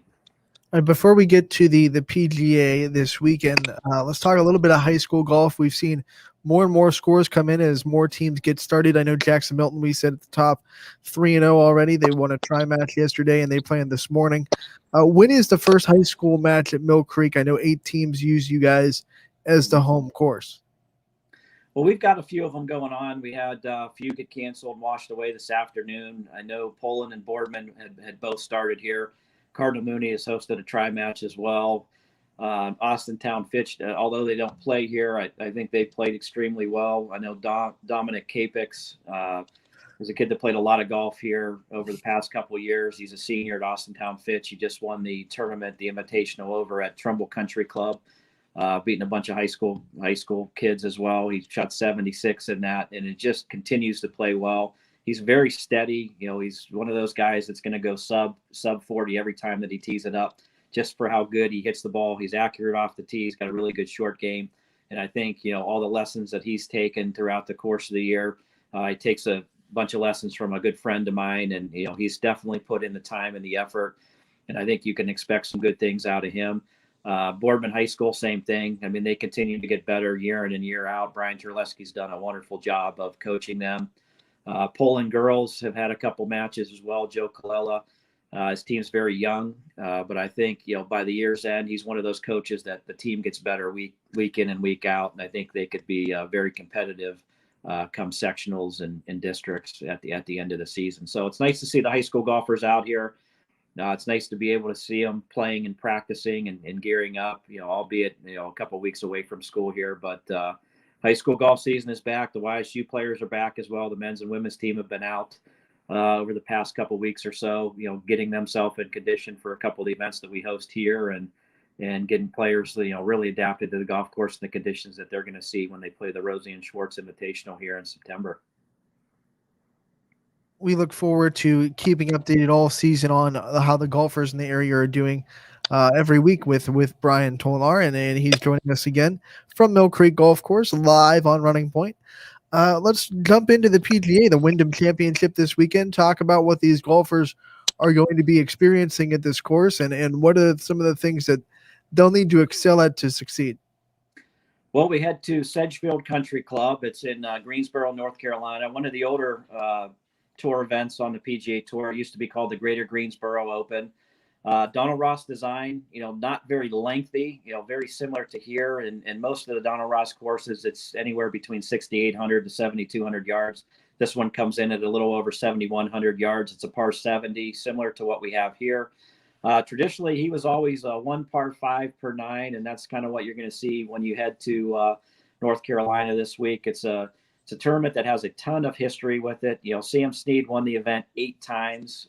He was the pro emeritus out of the Greenbrier in West Virginia, won 89 times on the PGA Tour. And, you know, up until Tiger broke his record, was the all-time winner on the PGA Tour. Just had a great career. You know, his career spanned from the 30s all the way into the 60s when he won down there. Charlie Sifford, who was a member of the Northern Ohio PGA section, grew up in Cleveland, was at Sleepy Hollow Country Club, which is part of the Cleveland Metro Park system. Was the first African American to play in a PGA Tour event down south. So they broke a lot of barriers with this event, and they had access to just about everybody. So there's a unique history that comes with playing at Sedgefield. Brant Snedeker shot 59 there in a tournament a couple years back as well. One of the 8 or 9 players on the PGA Tour that's went sub 60. So a lot of great history at Sedgefield. You know, similar to Mill Creek, you know, tree lined fairways. You've got green sloping from back to front, very hard to read. Donald Ross was big on greens that sloped from back to front because drainage was a major issue. You didn't have the drainage improvements that you have today. You didn't have everything accessible back in the 20s and 30s. So he made a lot of his greens slope from back to front. Being a superintendent himself, he wanted to make the golf course at ease in how they positioned bunkers and how they maintain bunkers and how they maintain the water that would lay on a green. So he did a lot of things in his designs, you know, very similar to the stuff that you see at Mill Creek to make the golf course playable when you had poor weather. 100+ bunkers to avoid, you know, no different than here as well. It's a golf course that you cannot miss long. You have to miss it short or miss it to the appropriate side of the green. Long, like it is at Mill Creek, and a lot of his designs are very tough to get up and down, especially when they have those pins in the back portions of the green, because you got a green that's now sloping away from you, and it's usually firm and fast, and it's very tough to get the golf ball close to get up and down and make those pars. So it's very prudent that you make the right decision with your club selection, err on the short side, and I think the players will have a tendency to do well. Accuracy is certainly a must. Length is a plus. Really demands a good short game. I think if you're creative around the green, you'll have the opportunity to be able to get it up and down, and it makes for a very good tournament. It's one of those golf courses that, because it is so short, the players that have the tendency to not only hit it accurately off the tee, they can overpower it if they want. You don't have to hit driver everywhere. You can hit some 3-woods and hybrids off the tee. But if you have a guy like a Jason Kokrak, for example, our local PGA professional that plays on the PGA Tour, a guy that certainly bombs it and bombs it straight, I certainly think a player like that has an advantage this week, because you can really overpower some of the 450-yard par 4, similar to the past couple of weeks on the PGA Tour. So, it's going to always take a good iron player, a guy that's putting, but I think it's going to take a score north of 20 under par this week to take home the championship. All that being said, let's dive into your Power 5 and sleepers and some of the guys that we should be watching this weekend as contenders. You got 2 sleepers this week that really stand out. The one that we just talked about, Jason Kokrak. He certainly has the length off the tee. He has the accuracy. He's got a very improved short game. He's familiar with Donald Ross golf courses, having played in the Cardinal Classic here, which we have in a couple of weeks for the high school kids. Knows what to expect when he heads to a Donald Ross course. I think a player like that, and a player like Brant Snedeker, certainly one of those guys that puts well on Donald Ross designs. Solid iron player. He's a 2-time champion of the event. I think guys that have played well there in the past certainly have the opportunity to play well there in the future, just because they have some good history there. Brant Snedeker is another one of those guys. Hits a lot of fairways, doesn't hit it very long, plays his normal game. If he chips and putts it well, I think he's in really good shape, and that's one of the reasons why we have him as a sleeper. Coming in at number 5 is the 2011 champion, lives there. He's a 4-time runner-up as well. A guy that just plays well, coming from the Charlotte area, Webb Simpson. He's done well in the FedEx Cup. He always peaks at the right time. We're a week away from the FedEx Cup playoffs next week, so this is our last official event before we do head into the FedEx Cup playoffs. And I think it's his time where he always plays well. So I think, Webb Simpson coming at number 5, certainly could win the tournament because he's got a great history there. He's definitely going to notch a top 5 or top 10 this week based on how well he plays at home and how well he's familiar with the golf course. Patrick Reed comes in at number 4, the 2013 champion, probably steadier down south than anybody, living, growing up in Georgia and being around down that way. He just plays well there for whatever reason. He's a birdie machine if he gets the putter going. He's familiar with the golf course. He can make a lot of birdies, which is what you're going to need this week, because you're going to have to go probably 3, if not 4 rounds of middle 60s to even give yourself consideration. If you do 5 under every day, I would take 20 under and see where the chips fall. But I think there's a good possibility you could finish somewhere in between, 21, 23 under, and really challenge the scoring record of 23 under held by Jesper Parnevik when he set that in 1999. But you really have to play well this week. If you shoot a low round, you have to continue to go low the rest of the rounds. Coming in at number 3 is Kevin Kisner, another low country native. He's got coming off a tie for 3rd and a pair of top 10s. He was a runner-up at the 3M championship last week. Always tends to play well there, just hasn't gotten the winner's circle. Just a matter of time before he does. Coming in at number 2 is Louis Eusthazen. He's had a big year on the PGA Tour. He's got 4, solo rounds in the top 10 coming in there. He's competed well in all the majors, just couldn't get it done on Sunday. I think if he puts 4 good rounds together and gets over his Sunday hiccup of not being able to get it done, no matter how big of a lead that he has, I think Louis has certainly hung around enough this year that he could eventually win and pick up the winner's check this week before heading into the FedEx Cup playoffs, where I expect him to make a pretty big run. Coming in at number 1 is an odd selection for me based on the history. Ricky Fowler. He's playing well as of the last couple of weeks. He needs to play well. He's at number 130 on the FedEx Cup rankings. He needs to get into that 125 to even make it in the next week's event. He needs to have a good finish. Absolutely. There's no way of saying you need to have a good finish other than you just got to go out and play well. And if he could pick up a win, I think he would certainly put himself in the driver's seat for making a run in the FedEx Cup. But, hasn't had a win since 2019. Really hasn't done much all year. Last couple weeks, he started putting the way we're used to seeing Ricky Fowler putt. He's certainly accurate enough off the tee. He's got enough firepower to get him in position. From a length standpoint, he just needs to make some putts. He was rock solid from 5 and 10 feet up until this past year. And for whatever reason, I don't know if it's just getting married or having a kid on the way or, all the stuff that's going on during the off season and in the non-golf related stuff in his life. His game has suffered a little bit. So I expect him to have a bounce back week this week. Always tends to putt and play well down there. Just got a number of top 10s. He just can't get in the winner's circle. He needs to have it happen this week. And I've got him in that number 1 spot based on, it's a putting paradise. He plays well at the Rocket Mortgage, which is another Donald Ross golf course in Detroit. And I think he could be in good shape to have a similar run at a similar type facility down in North Carolina. I tell you, I am always feeling validated when my picks are in your top 5 because this week's I'm going with Patrick Reed for the reasons he used to. He's a birdie machine and he is very liable to have a really low score, which is what he's going to need to win this weekend. So I picked Patrick Reed to win this weekend at the Wyndham Championship. He has to make a ton of birdies. He's one of those guys that can go out and do it. I think he could get to 24, 25 under if he plays the way that we're used to seeing Patrick Reed play. And again, these guys are gearing up for that FedEx Cup playoff run. They're gearing up for the Ryder Cup. They're jockeying themselves in position to make that team for Steve Stricker. And they need to have a good 4 or 5 weeks, as we lead up to the Ryder Cup. Ty, who do you have this weekend winning at the Wyndham Championship? For me, I took Webb Simpson, and I really like his tee time too. 12:59, I think is going to be favorable for him. Has to wait a little bit, but not too much. But he gets to see a lot of what's ahead of him and what's going to need to be done. And I think that's going to be helpful a lot for Simpson in this. And I think he's really just made right now to win this. I think odds too were up on him last I checked. I think so. I think he's probably the favorite this week, just based on the number of runner-ups that he has down there. He's obviously won the tournament, but he's in that conversation going into the weekend and down the stretch on Sunday. Most of the years he's missed it by a shot or two and is finished runner-up. But to be in that conversation so many times, just bodes you to say he plays well there, and he's going to continue to play well there based on his past performance.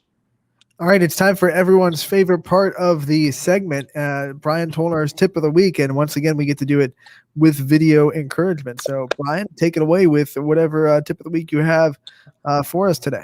Certainly. Golf tip of the week this week is going to deal with greenside bunker play. A couple of things that you want to think of. It's something that we've talked about, but now that we're able to give a visual, I think it's vitally important. A couple of things that you want to do when it comes to bunker play is, number one, your stance. So when we talk about the golf swing, or when we're hitting our standard iron shots, we're thinking about shoulders width apart.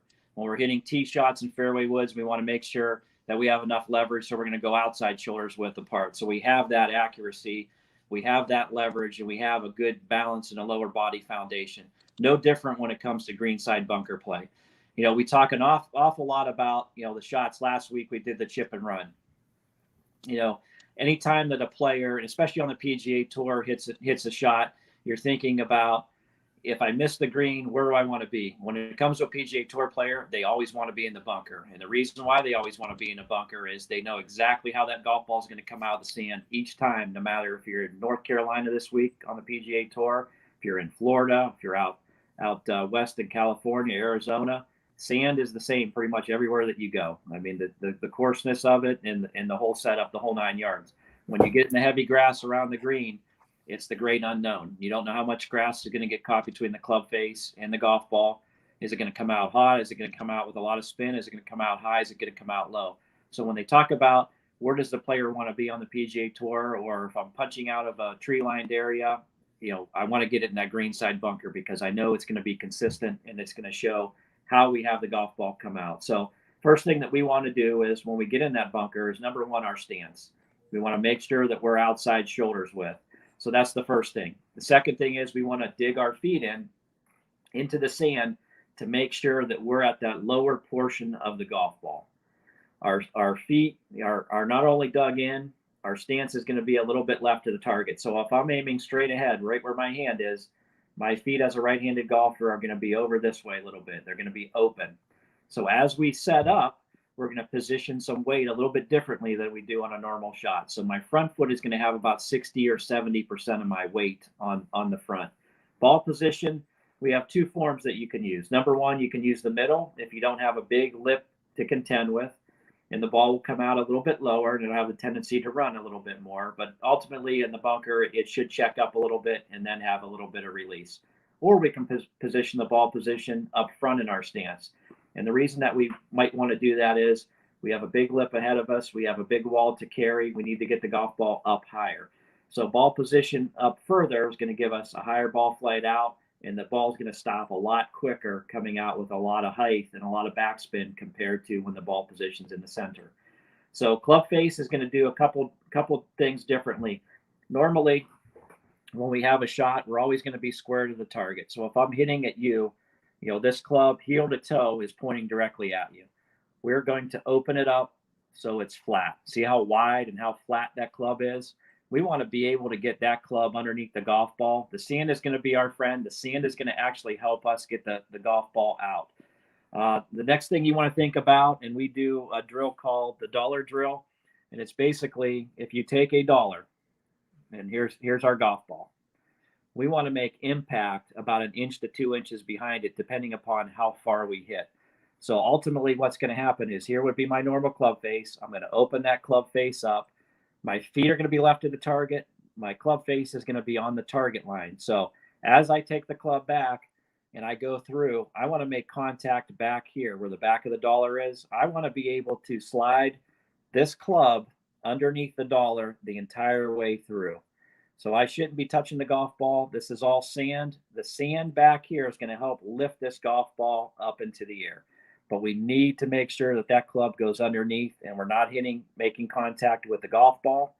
We're making contact underneath the golf ball. And that is really why it's vitally important to make sure that your feet are dug in at that same level as the lower part of the ball, because we want to let that club dig at that same lower level of the ball so it doesn't work its way up and you catch more golf ball. So an important thing to think about too is when you're making your golf swing, and I'll demonstrate a little bit to help you look at this. So as I'm standing here and I'm swinging the golf club, I take the club back and a normal swing, my shoulders rotate, my hips turn. This would be my normal full swing. I come down through it. My body rotates through. I finish with my chest at the target. My hips are at the target. My hands finish high. We still want our hands to finish high. But the difference is we want to keep our lower body as stable and as quiet as possible. So as I'm in the sand and I've got my feet dug in, now I make my backswing. Notice my shoulders and my lower body. I'm taking the club back and straight up with my hands. My shoulders don't turn. They're not turning like this. The club's just coming straight up, almost pointing to the sky. My lower body and my hips don't move that much.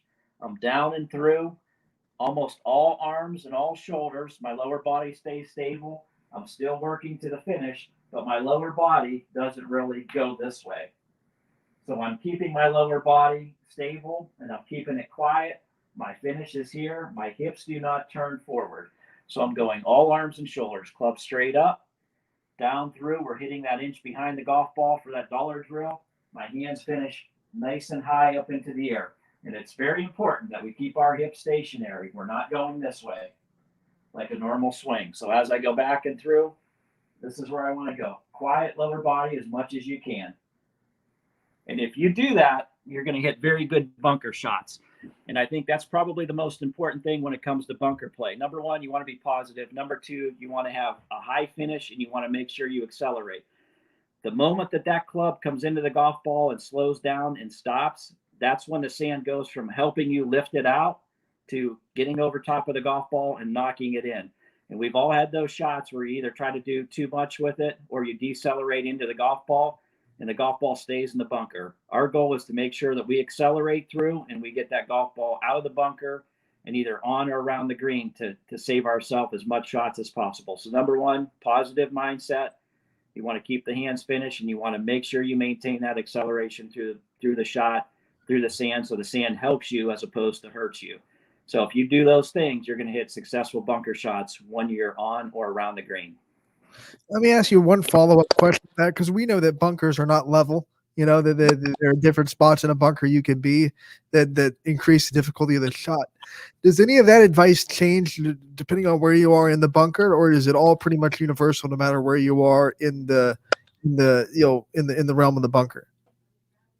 Well, it's all pretty much universal when you're in the bunker, with a couple exceptions. If we're on a downhill slope in the bunker, we're obviously going to have to move the ball position back a little bit because we want to make sure that club catches a little bit closer. Same theory applies when we're on the upslope. We want to move the ball forward because we're going to catch the golf ball a little bit sooner, and there's not that much sand behind the ball that we're going to catch.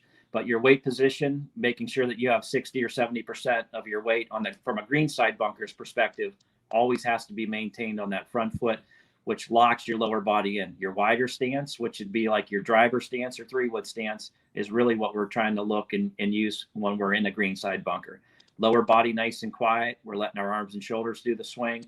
And if you make those adjustments, you're going to hit some pretty good bunker shots. And that's one of the reasons why, going back to those PGA Tour professionals and announcers, when you're watching a PGA Tour event and they say he'd rather be in the bunker, because he knows how it's going to come out and he's used to playing that shot.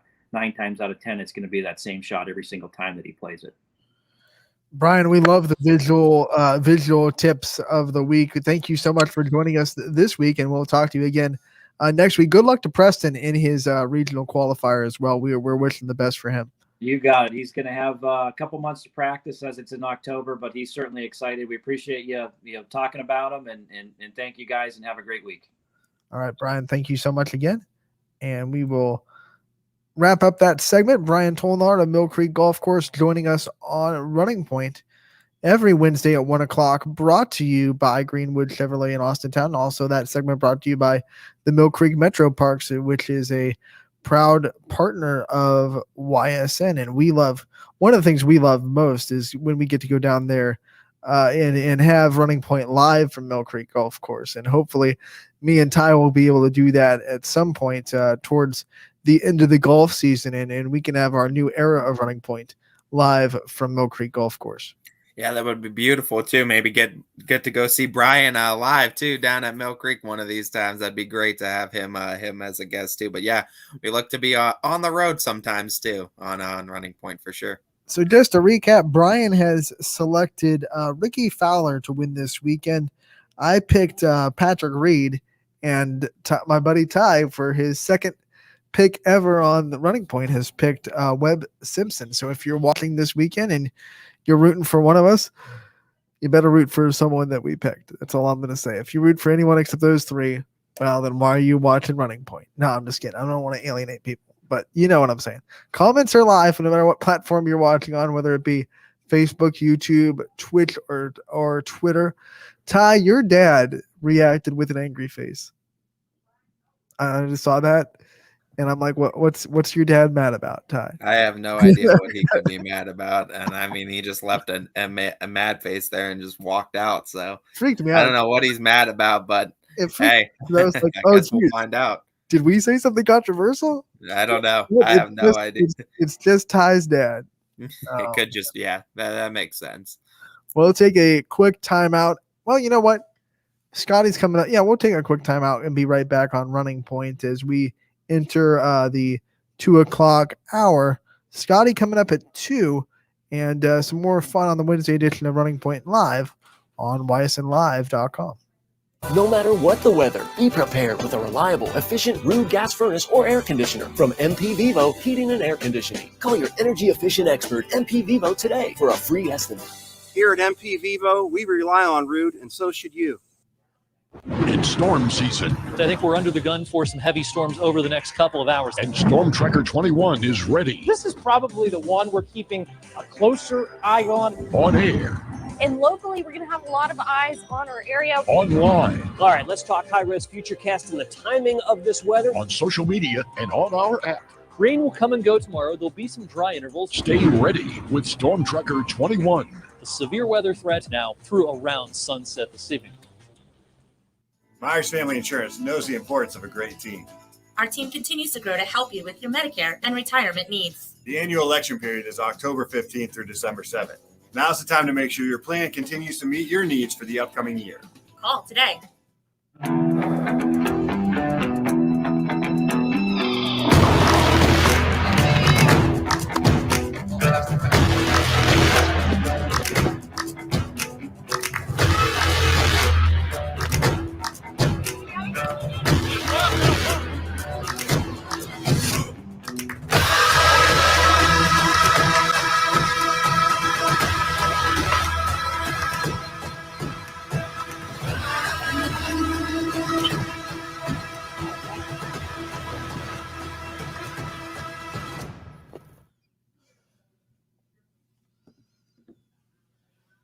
"60 years ago, Baird Brothers Fine Hardwoods began with 3 siblings, a hand-set sawmill, and a few local orders.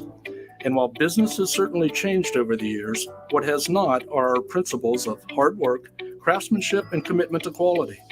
At Baird Brothers, we're proud to put our name on the products we create, from moldings and doors to flooring and lumber. Thank you for 60 great years. We look forward to 60 more. Baird Brothers, for the place you love."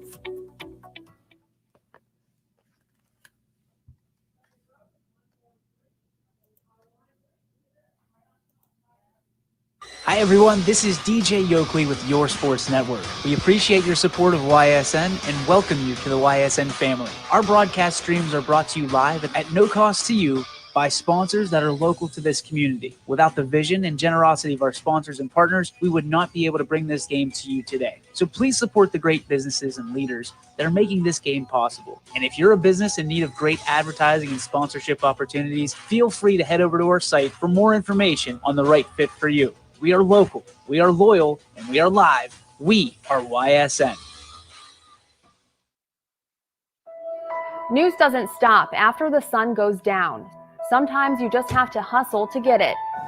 At 21 News, no matter how far it is, no matter what it takes to get there, we're working to bring you the best stories and the freshest content at 11 p.m. with the context and clarity that makes it worth staying up for, no matter what time it is. 21 News at 11 with me, Aaron Simonek, and Derek Steyer. 21 News at 11, news that's worth your time. WRS Wealth Advisors is the area's premier wealth and retirement specialist. With our combined 70 years experience and comprehensive wealth strategy, we assist our clients attain their goals. Call 330-965-0370 to learn more about our individual and corporate financial planning services, or visit wrswealthadvisors.com. Good luck, athletes. Hello, welcome back to Running Point, the Wednesday edition, live on ysnlive.com. Anthony Harvig alongside with Ty Bartell as we are popping in, approaching the 2 o'clock hour. I want to share some news via Dana Bullish on Twitter. Really quick, just pulling it up. Yeah, I just saw it. Oh, here it is. Just a second. Got it. Okay. Eddie Reese is officially named the baseball coach at Cardinal Mooney. So congratulations to him on the new job. And when we speak of baseball, it was something really unique and that I've never really seen before happen last night at the Strappers game, because, we know that West Virginia has been dealing with a handful of COVID problems with their players. And to get a game in last night, some of the Scrappers took off the Scrappers uniforms and suited up in West Virginia uniforms and played for West Virginia last night to get the game in tie. What can you say about that situation? And that's got to be one of the most awkward things you can imagine. Just be like, you know what? I'm going to go suit up for the other team today just to help them out real quick.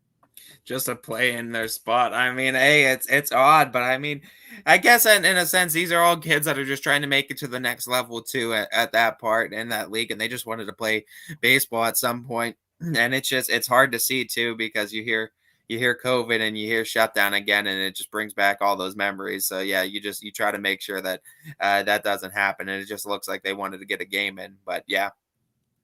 Yeah, I mean, like you said, I think people have to realize, people have to realize that this is a league that is about exposure and about getting players out there. So, everyone wants to win. Of course, Coco Crisp and all the managers want to go win games, and that's kind of, you got to keep that competitive spirit. But at the end of the day, it's kind of about exposing your baseball players to as much as they can. So, getting the game in has got to be of the utmost importance, whatever it takes. And I think that kind of signifies that. Yeah, I think it does too. And I mean, they just want to be able to get exposure to scouts and exposure to those type of those people in the higher ups too. So I mean, I think there's no harm, no foul in trying to get the game in and just showing your talents off a little bit more.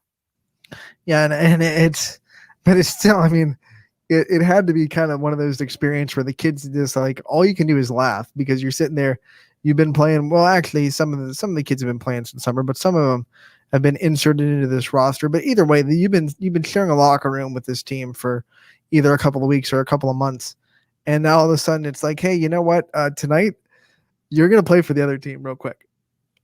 Yeah, All I mean, all you right. play for the other team, and we just need to get this game in. Can you imagine if that happened in the professional aspects? Like, you know what? Remember Denver was missing a quarterback last year, and they had like the wide receiver scout team guy that was a quarterback in college, whose name escapes me, by the way. Ty, you're a robot. What was it again? The Denver Broncos had the replacement quarterback last year that came off their scout team, played quarterback in college. Do you remember who it was? Oh, I actually had him on my fantasy team because I picked him up because I threw him in as like a wide receiver when he played quarterback. Oh, what was his name? I'm trying to think of it. I'm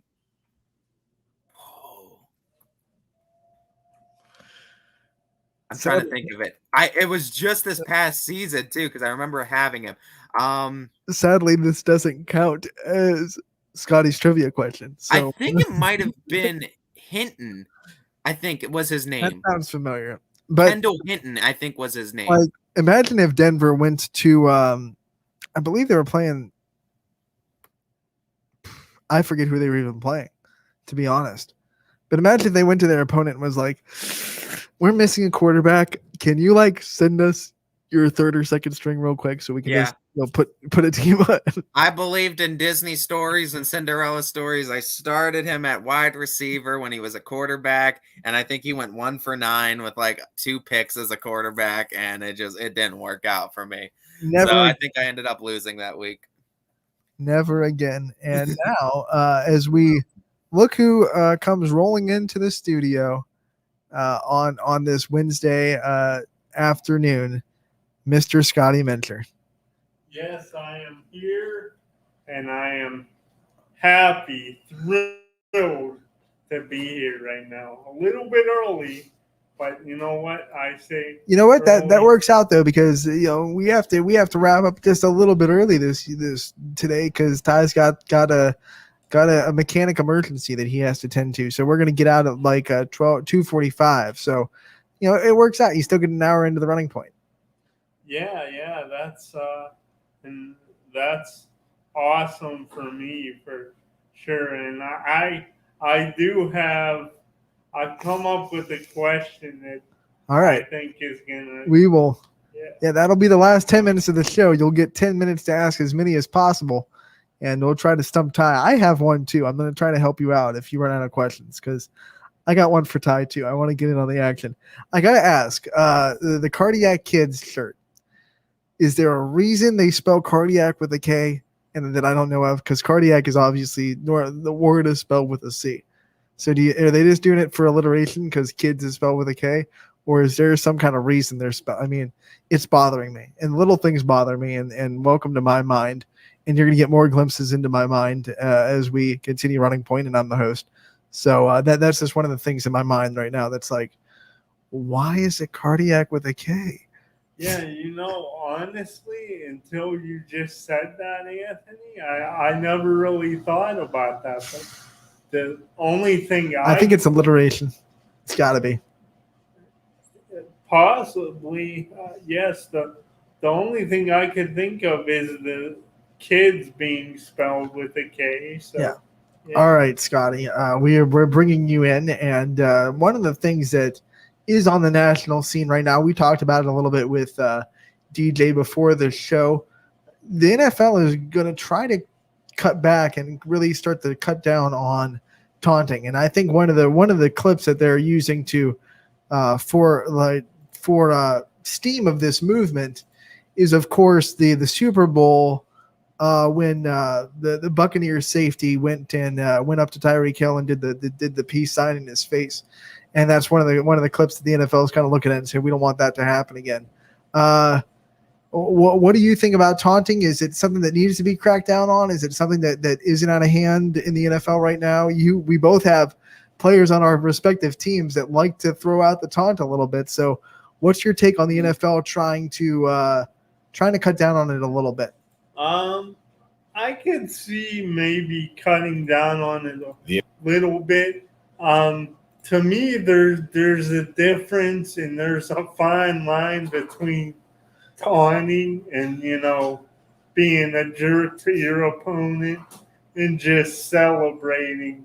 To me, like a lot of what Jarvis Landry has done where he's gotten penalized. Now, there's been instances, don't get me wrong, there's been instances where he gets in the guy's face and he's chirping.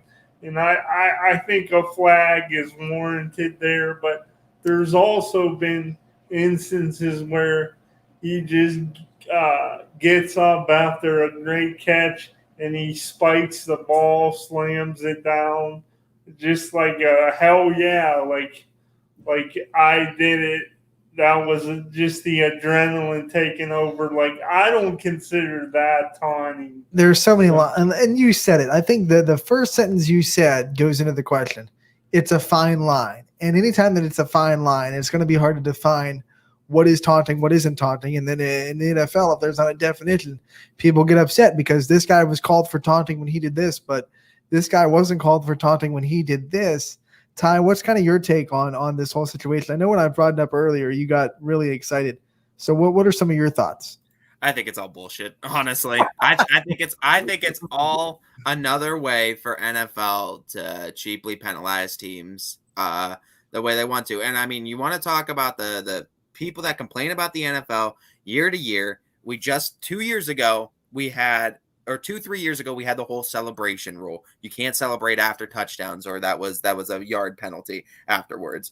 And they were assessing that a lot too. And then all of a sudden it was the pass interference. You couldn't challenge on pass interference. And now all of a sudden they're going to implement this no taunting, where literally what is a taunt now is going to be the question going into the season. I guarantee you halfway through the season, that's going to be the big question. What is a taunt before the next 3 years we finally get rid of this rule and then we adapt a new rule? Because the NFL, for some reason, can't keep any sense of continuity from season to season, and they need to keep changing the rules year to year. I think it's just all BS, and I don't understand why they can't just keep continuity year to year. And I hate this rule because it's so loosey-goosey, up in the air, and it's up for interpretation to each individual official. And I hate when you give officials opinionated calls, because that's all it is. It's a call that is a matter of an opinion. Do you think that guy was taunting is literally what the official has to decide for himself. And what is a taunt in each official's mind? It's going to be different all across the board. And obviously there's got to be some kind of line to what guys can and can't do, right? There's got to be some kind of a line that says you can do this. Like you can't grab a guy's face mask and pull him towards you. Well, no, but I think that's what's filed under unsportsmanlike conduct. That's why there's a call. There's already a penalty for it. So you're saying that there shouldn't be a difference between unsportsmanlike conduct and taunting. It should just be, if someone's at the level of taunting where it's at that level, it should just be an unsportsmanlike penalty. We should do away with this whole, well, it was an unsportsmanlike penalty, but it was still a taunt, so we're going to make it a flag anyway. I think you got to clearly define what you're going to talk about when you say taunting. I don't think throwing up a peace sign is considered a taunt. I'm sorry. When you're running away from a guy and you throw up a peace sign, I don't consider that a taunt. That's the thing. I mean, you throw it in his face. I mean, I'm a Chiefs fan, so try not to be biased, but you throw it in his face as you're getting away from him. Is it? I mean, you're obviously directing something specifically towards the player.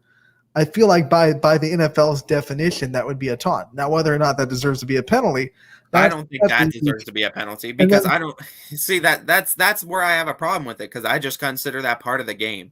If it doesn't erupt into a fight, and if you're not trying to cause a fight, see, and that's the thing. That's what I have a problem with taunting because taunting and celebrating is too fine of a line for any of these NFL officials, I think, to truly differentiate between a taunt and a celebration. I think it's going to get confused, or the lines are going to get crossed somewhere during the season, and you're going to see a lot of celebrations get called for taunts. And I hate that because I'm sorry, when Winfield makes that tackle, throws up that peace sign in Tyreek Hill's face after he did it to him earlier in the season, I love that. That's the kind of stuff I live for in sports, that competitiveness, that drive to say, I came all the way back to this moment to do that to you. And like that's the driving force that's behind sports. And I mean, it's not like he erupted it into a fight. He threw up a peace sign. It's not like he pushed him. It's not like he tried to insinuate a fight. And here's the crazy thing about that particular play, and the fact that the NFL is trying to use that particular play to say, we have to do away with this. Neither side really got upset about it. I mean, Winfield didn't escalate, as you said, and Tyreek Hill kind of just got up and walked away like, yeah, I earned it, whatever. It's not like either side, at least on the field, seemed too upset about that particular instance. So I don't know why they're using that particular play because Tyreek Hill didn't make anything of it. He walked off the field, he took it, and Winfield didn't do anything after he did it. So why does that play have to be singled out as one of the ones that we look at and say, well, this has to go away in the NFL? That's what I'm saying. It didn't turn into anything. Like there's certain things where, okay, like I'll give you the benefit of the doubt if you want to call taunting, but like taunting, I feel like to me, a taunt, if you hit a guy and then you're just standing over him, that's taunting. You're trying to start something. I like that because like that goes into football. One of the mindsets is you have to break the other team's will a little bit. So like if you're jawing at someone after you tackle them, like standing over them, I'm not like as long as you don't like now we're see this is why it's such a thing. There's a time limit that it should be like too long. If it's too long, you're obviously trying to start something. But if you take a second to look down at them and say, yeah, stay down because I'm here. I don't know. Like you could take and I understand that. Glaring at your opponent. What I'm saying is excessive. Like an excessive taunt is literally you take the effort to step over your opponent and you're trying to make it a point. Right. I don't know. I don't have a problem with celebrations. That's excessive, and I do agree with that. But like, I don't know. I don't have a problem with people, that competitive nature being in the sport because it's a gladiator type sport anyway. So there's going to be competitiveness. Right. There's going to be a little bit of talking back and forth. It all just needs to come back down to the simple fact of you need to respect your opponent at the bare bones basics of it. Yes, you need to be competitive. Yeah, it's gladiator. You're going to get angry. You're hitting each other. That's the type of sport it is. But at the end of the day, you need to respect your opponent. And I think that's where it just comes down to the bare bones basics of what people need to remember. And I don't think there's all these rules that need to be implemented if people would just respect their opponent. Scotty, let's hear from you a little bit on your thoughts on some of the things that we just said.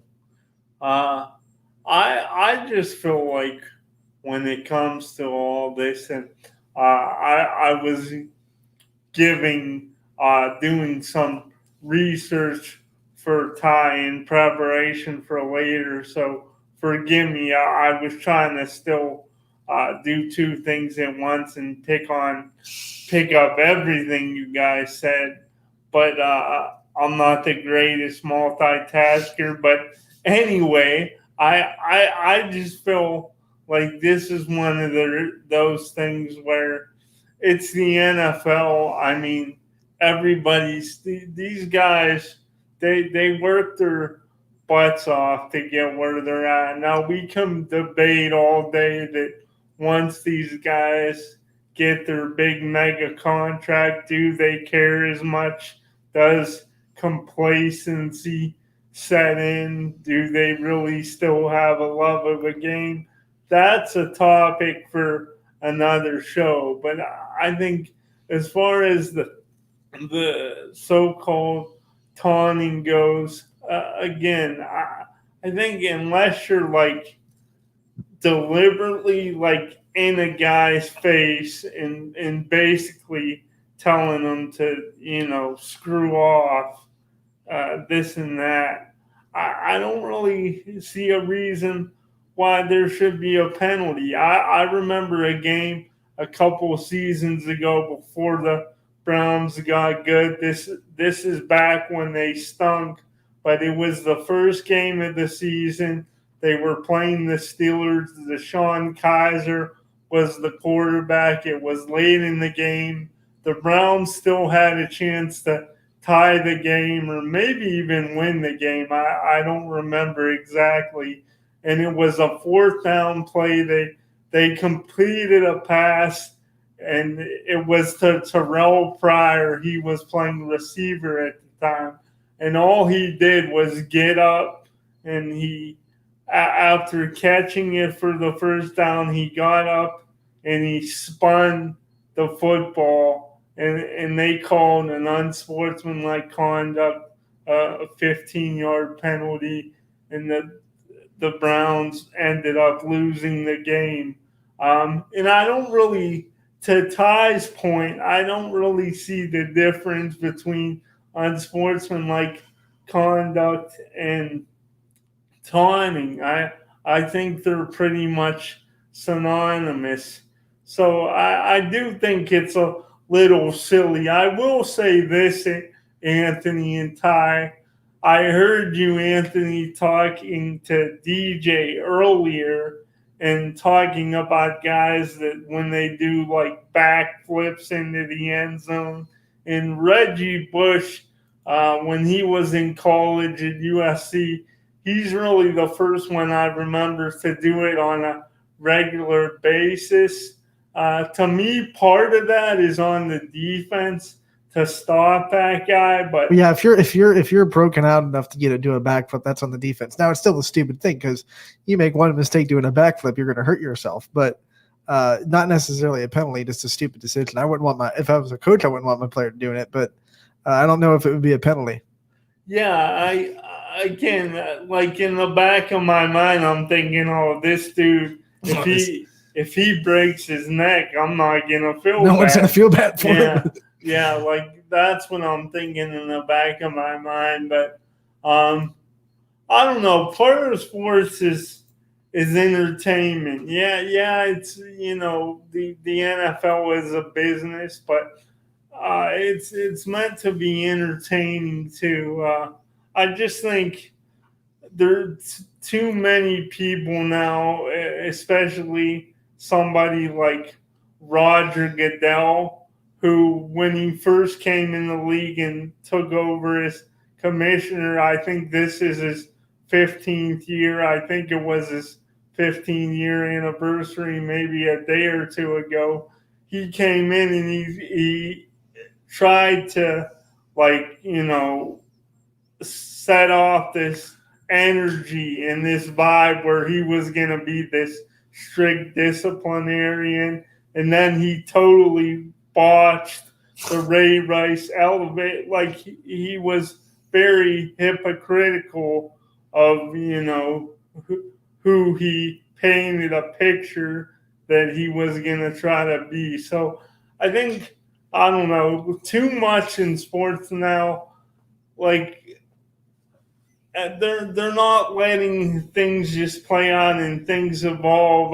I've never been the get off my lawn guy, and I know it's hard to be that way because I'm still relatively young, but I've hated, like, in the past when people say, oh, act like you've been there before, blah, blah, blah, and all that stuff.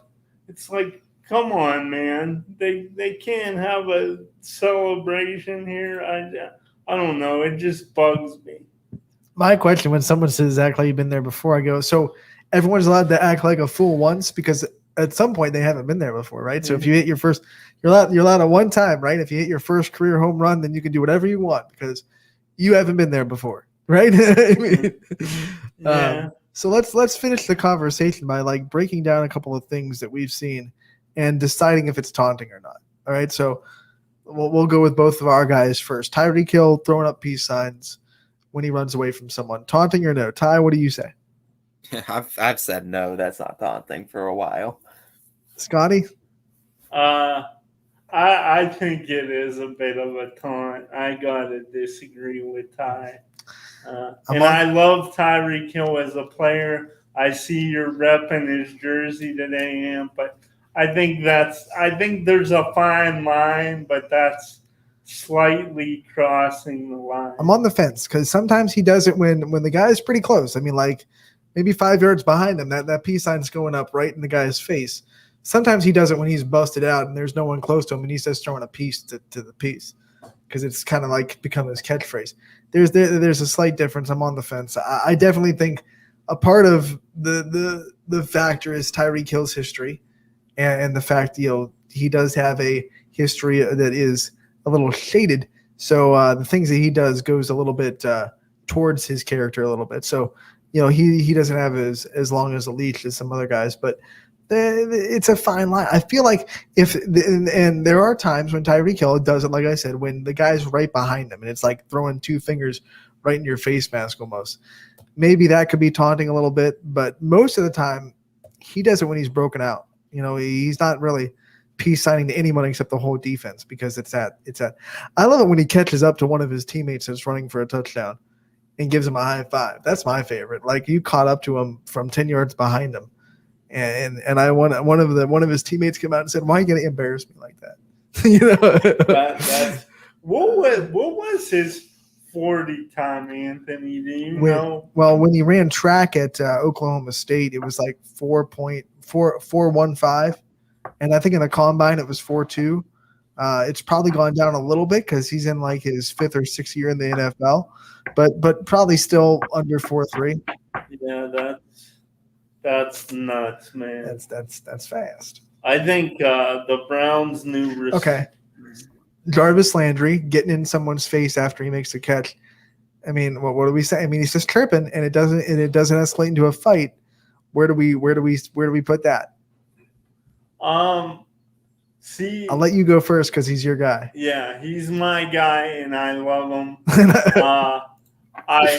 I love him dearly. I have his jersey, but I'm gonna have to say when he gets into somebody's face and he's chirping, and really you could tell he's not saying nice things. He's not asking him where he wants to go to dinner after the game. Yeah, it's nothing like that. He's not like, "Hey, can I take your mom out for a nice seafood dinner?" Nothing like that. So I do, as much as I love my boy Landry, I consider it taunting. But when he just spiking the ball, I don't consider that taunting. Now, once again, what if the defender's right there and he spikes the ball in front of him? Then you get into that gray area. Ty, what about, is there a leeway for talking after a big play? I think there's definitely a leeway, and I mean, there's certain things you should definitely say, and there's definitely a no-fly zone in words and things you should definitely not say to people. But I mean, there's definitely room for chirping. I don't see that's another problem I have with that. I don't think because if he gets in the face and he's saying something, there's that part of the game that is the competitive drive. You're gonna talk a little bit, but it's a mean game. Like it's naturally. It's a gladiator type sport where you're running into each other and there's contact all the time. You're going to be talking to each other a little bit. It's just that fine line of what you say to people. And I understand that. But like, if they say the wrong thing, it just goes under unsportsmanlike conduct, which is the same amount of yard penalties as taunting. I don't understand why we need a whole different thing to say that's taunting and that's unsportsmanlike conduct. I don't know what the difference is. Because every taunt would be unsportsmanlike, right? that would, yeah. So it's almost like a taunt is maybe maybe a different And tier. last they're saying a taunt can also be a sportsman-like taunt. Which, if that's the case, what is a sportsman-like taunt? Is that a celebration? And are you going to start going back on the celebrations? Scotty, got some final thoughts? Yeah, I just want to say that I hope I don't have a problem with the NFL, the way they're putting it is cracking down a little bit, but I just don't want to see in a big game, especially if it's a game with some playoff implications on the line, maybe a couple weeks before the regular season is over. I just don't want to see any of the better players get maybe suspended a game, and then you have a product that's weakened as you hit the stretch run to the playoffs. I don't know. Like, I'm all about, like, they work hard to get where they're at. It's not easy to, be playing in the NFL and be good at what you do, consistently good. So I do get that part of it, but I also think at times there's definitely chirping that goes on that crosses the line. So I just hope in closing that they're able to find a balance here, and it's like a happy medium, but I just don't know if they're going to be able to do it. I like that you brought up they've worked so hard to get there, and they're definitely at the top of their level, top of their game. Do you think the fact that reality is there gives us as a sports society and sports fans a little more leeway into what we let them get away with? Because if you look at things that we cheer for in professional sport, like we love it when a guy celebrates, and we love our, Chiefs fans always throw up the peace sign. They love that. But then it's like if a college kid does it, or if in lower level college, like if a D2 college kid does it, or if a high school kid starts celebrating like that, it's really a no-go zone. Like, we don't want our high school kids showing up, or a lot of coaches don't like celebrating at all in high school. So do you think it's a professional thing where we like to see those things at the professional level because it's more of a, top tier talent, we're letting them get away with stuff, or where do you kind of stand on? I'm going to let Ty answer this first. What do we lower our standards a little bit on what we let professional athletes get away with because it's an entertainment? I think we do, because there's also a lot of money involved with it too. And when you're talking high school and college kids, there's a lot of parent involvement in it that is also behind a lot of what those high school kids are thinking. Now, is that to say a lot of the high school kids would still do the things that the professional players do if there was no change? I think that there's some argument to that they would be they would do some that, or at least a percentage of players would act out like that if there was no change of the parents and the coaches in place for it. But I think once you start going into the NFL and these players are paid millions of dollars, and the coach is no longer like a parent and a teacher and an authoritative figure to these players anymore, even in college, they could be professors or they're authoritative figures. They're still making more than you are on the college team. But now you get into the NFL where you're making more than the coach most of the time. There's not as many authoritative figures, and you don't really take to authority as well, because you're kind of the hottest thing on the market right now, because people are literally paying thousands of dollars to see you. So I think that's where everything starts getting muddied. It's like what I always say, money always makes the waters murky. And just as it does with this, as you go into the pro ranks, you see, I think that's where the players' attitudes start to change, is once that money starts getting involved. Got a comment from James Bartell that says, if a guy says, I got you on that one, that's not a taunt. But if a guy says, take that, a bunch of expletives, that's a taunt. So I guess his point is the language you use decides whether or not it's a taunt. The problem with that is, how many times do we actually get to hear what they're saying? And how many times does the referee hear what they're saying? I mean, unless you're doing it right in front of a referee, or you're one of the players that's mic'd up for the game, what you say kind of is in between you and the other person that said it. Exactly. So I don't know. I don't know how they're going to enforce it. And I just think the whole rule's dumb because I think they already had a rule and a penalty in place for it. But I don't know. It's just the NFL, I think, just trying to do unnecessary more than what they have to, like usual. Scotty, back to our other conversation. What do you think about the different standards we give to different levels of athletes, not on their behavior on the field, not just the off the field behavior, but the on the field behavior too?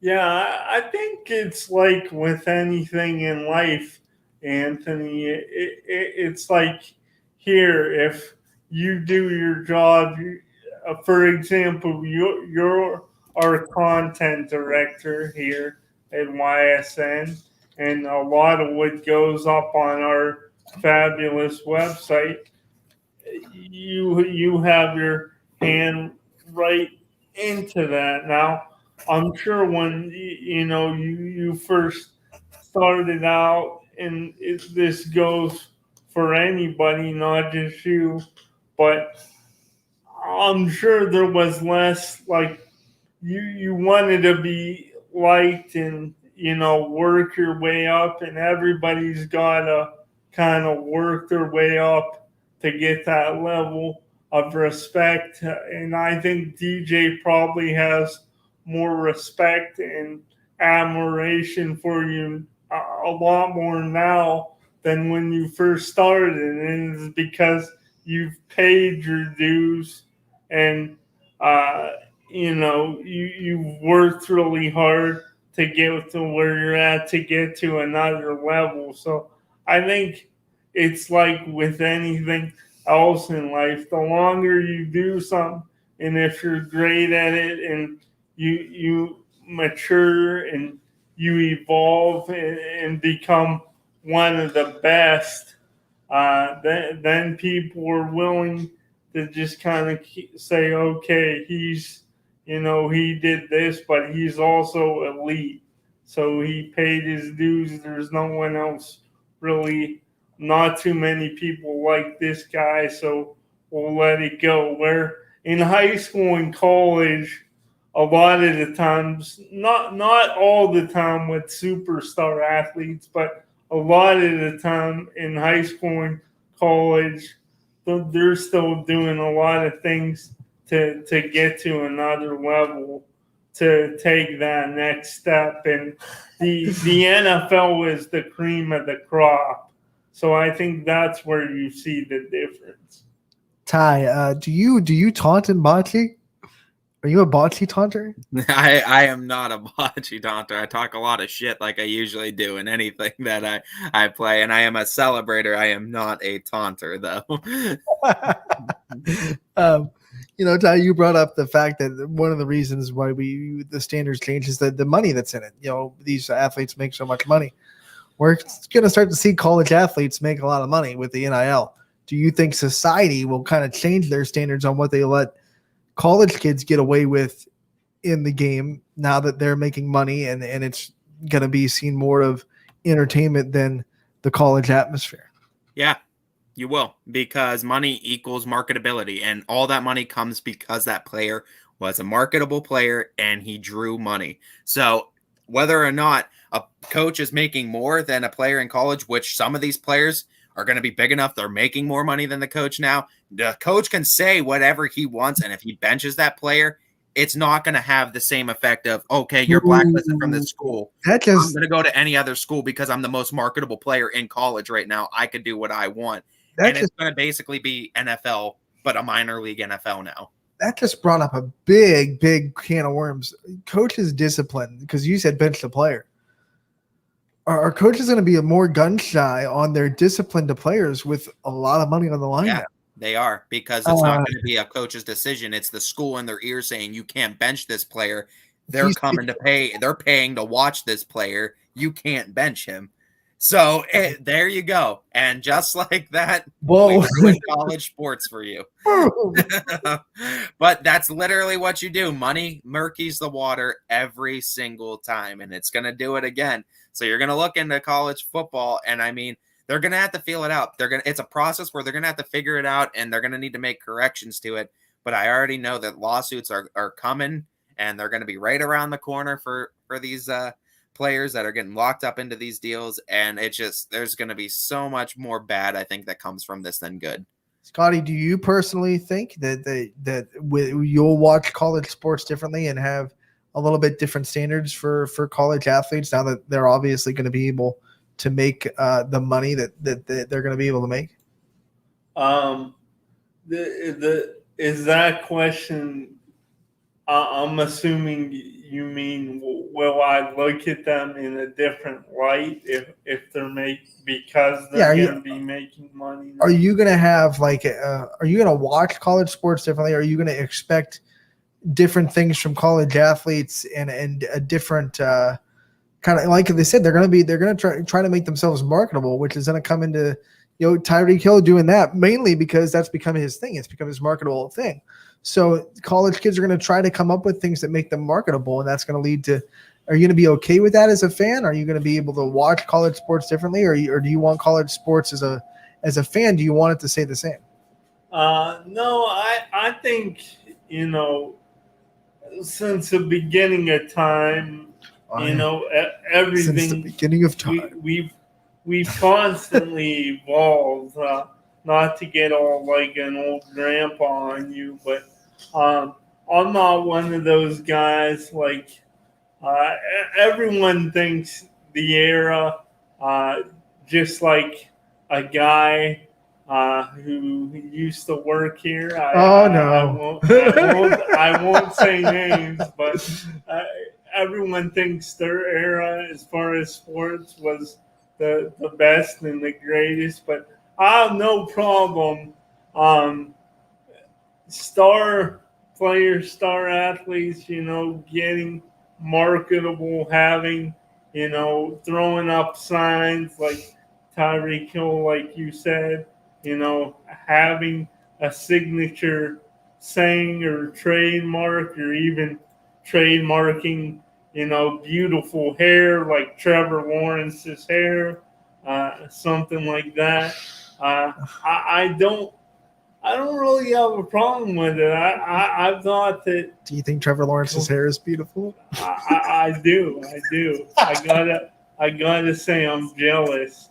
I am jealous of Trevor Lawrence. But I've thought for a while that college athletes, more exclusively the star ones, I thought for a while that, they're bringing in all this money for the university. Why can't, they make a profit, make some money? So I'm not going to really look at them any differently at all. Off of that, I haven't researched in a while, but I was wondering if you guys, just real quickly, if you guys think like guys like Reggie Bush, do you think he should get his Heisman back? Do you think Ohio State, I'll go right to that with Reggie Bush. Yeah. No, he shouldn't get his Heisman back, because whether or not the rule is changed now, and whether or not the rule was stupid, or whatever you think about the rule back then, it was the rule, and he actively broke it. Period. That's the end of this. In my opinion, that is the end of the Reggie Bush discussion. He knew the rule. It was there. He broke it. However, whatever you want to say about the rule, whatever, the rule has changed, but it was there when he broke it, and he broke it, and therefore I don't think he gets his Heisman Trophy just because 10 years later they've changed the rule. Ty, what do you think about Reggie Bush and his Heisman? That one's hard, because you're walking a fine line there. I think it's pretty cut and dry. It's cut and dry, but it's like the rules change, so it's like, do you go back and change history? It's hard to go back and change history and put asterisks on things then, when there was already a rule in place that every player was expected to know going into the season, and if you actively break the rule, you should know the consequences. It's hard. I don't think you should change history, but at the same time, there's certain aspects where I do agree with it. Like Pete Rose being in the Hall of Fame, I absolutely believe should be reversed on. There's certain aspects where I do think there should be reversals on history, but I don't know necessarily if that's one of them, because that one was pretty set forth and known by Reggie Bush. You asked, Scotty, so what's your take? Honestly, I know it was the rule at the time, but I think there's always been a ton of hypocrisy in not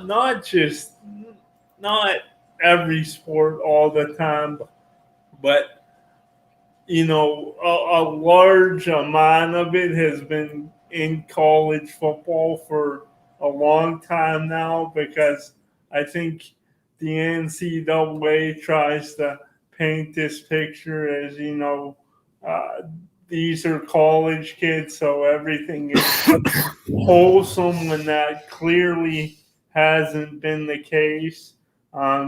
We've had scandals going back decades, so I don't know. I think, that was the rule at the time, but I think it was a stupid rule, to be honest. So I think he should get his Heisman back, just like I think the players at Ohio State, they should have all their records and wins back, even though they sold trinkets and stuff like that, memorabilia for tats. Just my take on it. Can't do it, Scotty. I just it was a rule. It was in place. He broke it. That's just my opinion, and that's what's great about this show. We all have different. Get off my lawn. It's not that like that. Like, even if I think the rule was stupid, but it was still in place. It was still a rule that Reggie Bush knew. It was there. He broke it. Now, a lot of other people probably broke it too.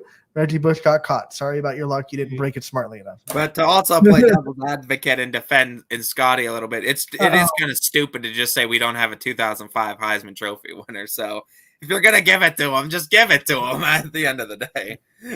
Yeah, we don't have. Honestly, it does kind of sound stupid to just say 2005 doesn't have a Heisman Trophy winner because he made money while in college, even though we're allowing people to make money while in college. Hey, our Heisman Trophy winner was stupid. He broke the rules. What are you gonna do? I guess they could just give it to like Matt Lyon, who finished second, right? Yeah. You wanna give it to someone new, someone that's been out of the game probably for 10 years. Award them the 2005 Heisman Trophy winner. I don't want to do that. The red carpet. I don't want to do that, but I would gladly do that before I would give it back to Reggie Bush. So, we're gonna take a quick time out. On the other end, Scotty will have about 10 minutes to try to stump Ty. He's down 2-0. We have a running scoreboard, so get ready for some trivia. Scotty tries to take down who we call the trivia robot, coming up in the final 10 minutes of Running Point next. The details. Baird Brothers Fine Hardwoods is one fine ride. Perfect cornering, superb handling, sporty and stylish, power to spare, plus awesome mileage. Yeah, jaw-droppingly beautiful lines and well-appointed with luxurious trim. Put more oomph in your life and start beholding the molding. Find your home's fine hardwood at BairdBrothers.com. Planning a project around your home or rental property? Trust the electrical service to the local experts with 62 years of serving the Mahoning Valley. Joe Dickey Electric is your local go-to source for responsive, reliable residential electrical work. From everyday maintenance and repairs to new installations, electrical upgrades, and safety inspections, no job is too big or too small. Call Joe Dickey Electric today, 800-549-3976, or visit DickeyElectric.com. That's DickeyElectric.com. For heating, cooling, and indoor air quality, the Mahoning Valley trusts MP Vivo Heating and Air Conditioning, offering worry-free repair, service, and installation. Call MP Vivo today for a free estimate. MP Vivo Heating and Air Conditioning. We're your energy-efficient experts. Attention, current lessees of most makes and models. Tri-State Ford has a special offer for you. Come to Tri-State Ford, turn in your lease early, and get up to $2,500 in trade equity toward a new Ford or pre-owned vehicle. Plus, our exclusive Tri-State Ford Advantage includes a 10-year, 200,000-mile warranty. Early lease turn-in for most makes and models with up to $2,500 trade equity. Customer focus, community driven. Tri-State Ford East Liverpool or visit tristateford.net. Welcome back to Running Point live on ysnlive.com, brought to you by Greenwood Chevrolet in Austintown, and it is time for the showdown. Scotty Mincher bringing in some trivia questions for our local trivia robot. You got 10 minutes, Scotty. Actually, I have 12 minutes. I'm giving you an extra 2 minutes because Ty has to be out. So we have 10 minutes. It is 2:34 on the dot. You have till 2:44. Ask as many questions as possible and go. Okay, so here we go. Ty. The first one is a baseball one, and I got it. I think today is all baseball. I might come up with one from another sport. We'll see. But anyway, this one has to do with the shot heard around the world. Now, the shot heard around the world in baseball, it happened on October 3rd, 1951. Bobby Thompson hit the home run as the New York Giants. He was an outfielder for the Giants, an outfielder and a third baseman. He hit the home run to help propel the Giants to win the pennant. My question to you, Ty, who was on deck when Bobby Thompson hit that home run? Oh, you're going back in history. I think you might have gotten them, Scotty. Look at this. It's somebody. Don't help him. I'm thinking about it because that was at the Polo Grounds, wasn't it? It was the Polo. It was the Polo Grounds, it was Branca, Ralph Branca. He hit it off of.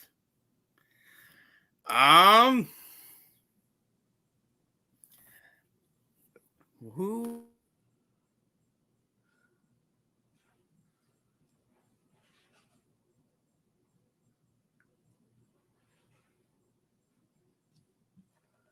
Now, Bobby Thompson on that team, I'm trying to think of where he would have hit in that order because that would have heavily determined who would have hit after him. If he's hitting where I think he's hitting, Willie Mays is the one that would have been hitting after him. I hate you. Oh, you got him. You are ridiculous. Unbelievable. Well, I mean, Willie Mays wasn't like an obscure hitter. That's like, I mean, I thought he was near that part of the lineup, but like Willie Mays was a Hall of Famer, Scotty. I mean, come on, Scotty. We're not kidding when we told you it's tough to beat. I know he was a Hall of Famer. I just didn't think you would know that he was on deck. Right, Scotty. You now have 7 minutes. What's your next question? Okay, my next one here. 3-0, by the way. Ty leads. This has to do with Hank Aaron. This is another baseball one. It's April 8th, 1974.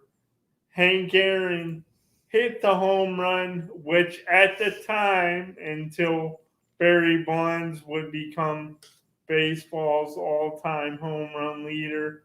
At the time, it was Hank Aaron's 715th homer.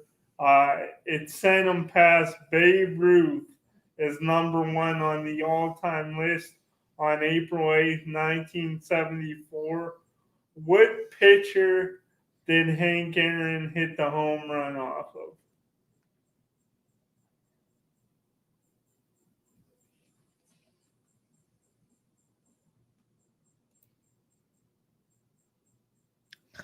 I was thinking. I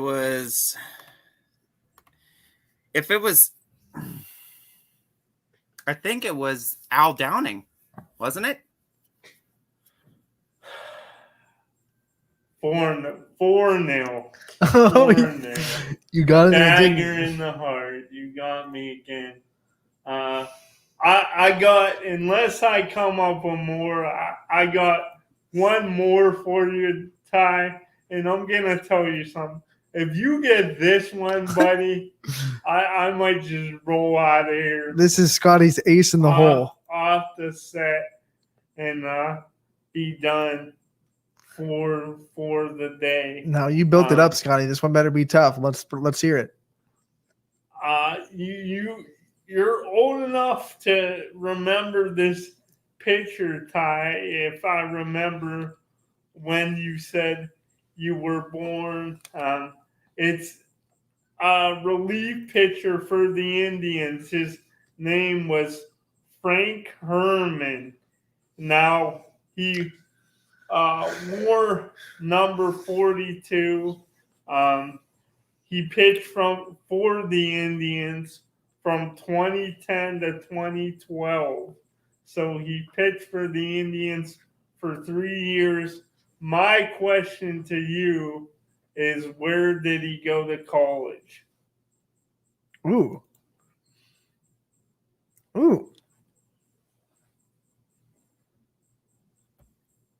You know, this was actually really funny. Oh, geez, it's got this. Because I got a story for you on this. Around 2012 is when I started to really fall in love with baseball. And that's when like my dad started taking me to games. And 2013 is when I started to really go to games. But 2012, I really started watching. And Frank Herman was a part of that 2012 team for spurts. And I remember a game where he came into relief pitch, and I'm pretty sure it was against the Angels. They had a graphic that came up, and Rick Manning and Matt Underwood talked about it, about how he must be an intelligent person because he graduated from Harvard University.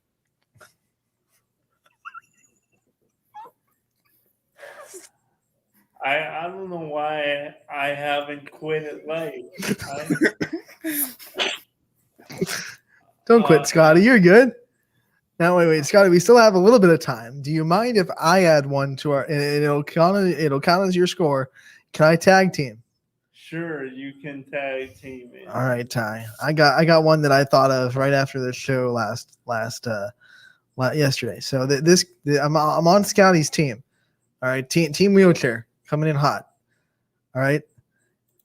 This is a multi-pronged question too, so you have to answer multiple answers. First question: who has the NFL record for most sacks in a game? What year did he break it? What is it? And who was he playing against? So 4 answers for a correct answer, and 6 points for you total. Well, you're an ass because you just want me to toot the Chiefs' horn because you know it was Derek Thomas and it was Seattle Seahawks and it was David Craig. It was 7 times and it hasn't been broken in 30 years. It was on November 11th, 1990. You knew the month and the date too. I love it because it's right on Madden too. So I see these records all the time when I'm going through my league. So I'm constantly looking at these records anyway. I knew as soon as you said the sacks record, I'm like, oh, he just has to talk about the Chiefs. I was like, well, he'll get Derek Thomas. That's easy. I was like, there's no way he knows all this stuff. Like what year, what? But Madden's screwing me up. I didn't. Yeah, Madden does help out a little bit. It does help with research purposes. It's right there. That's right. But yeah, I knew as soon as she talked about sacks, I'm like, oh, there he is, the Chiefs. Has to say something with his getup today. Scotty, I failed you. I'm sorry. It's got to start off strong. Got to get a strong start on the scoreboard. 6-0. I'll make you a banner, Ty. Yeah, we need a running. We could just literally use the YSN scoreboard that we use in other broadcasts and just have it live. Look at that. Yeah, it's 6-0, by the way. Next week, we're both getting stomped by Ty. Not fair. We are, but I did some good questions though this week, Scotty. Some real good questions. I have a feeling next week that's my week.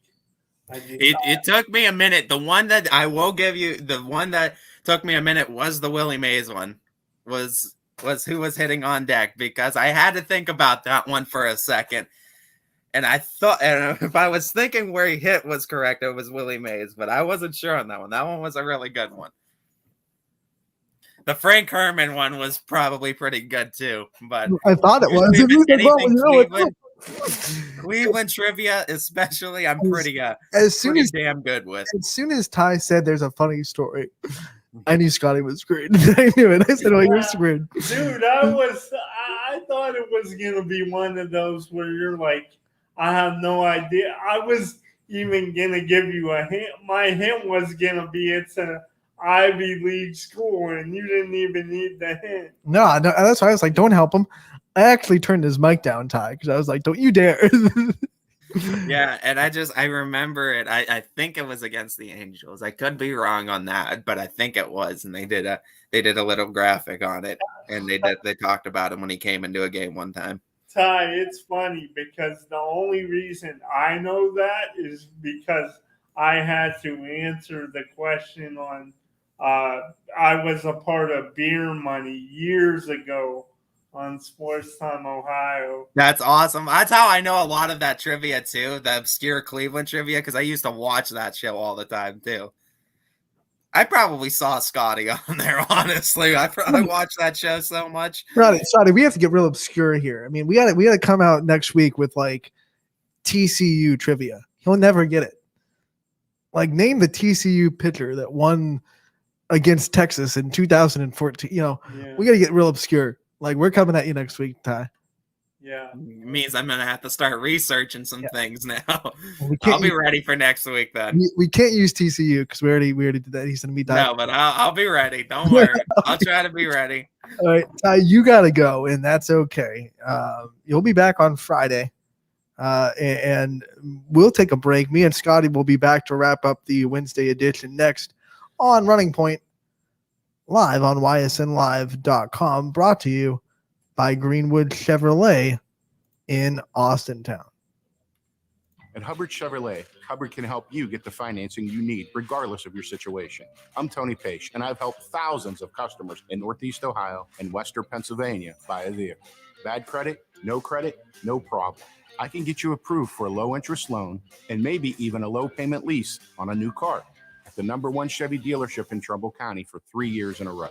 Visit HubbardChevy.com to get pre-approved or come see me, Tony Page, to get a new vehicle today. Remember, folks, Hubbard can help. When looking for home design inspiration, don't just be inspired, be Baird inspired. Whether new or remodeling, Baird Brothers has the latest trends like shiplap to refresh your home. Go from inspiration to installation with our wide selection of in-stock American hardwoods. From the rustic charm of antique oak to the warmth of traditional cherry, Baird Brothers has what you need to make your home inspiring. Baird Brothers, our family's heritage, your family's home. When Mother Nature starts flexing her muscles, make sure you're prepared for comfort. For over a decade, NDC Heating and Cooling has been sending their team of experienced, certified, and knowledgeable technicians to service the area. NDC services all makes and models and carries a wide selection of furnaces, air conditioners, and indoor air quality products. To schedule an appointment, call 330-457-2562. That's 330-457-2562. For all your residential and commercial heating and cooling needs in Columbiana or Mahoning counties, call NDC Heating and Cooling in New Waterford, Ohio, where our thermostat is always set on quality. At Greenwood Chevrolet, shop with confidence knowing we're ready to go the extra mile for you. With the largest selection of used vehicles in the Valley, backed by the Greenwood Advantage Warranty. Every one of our vehicles has undergone our own 126-point inspection, so it passes the most important inspection, yours. No other dealership has the extra inventory, gives you extra for your trade, and goes the extra mile for you. Only at Greenwood Chevrolet.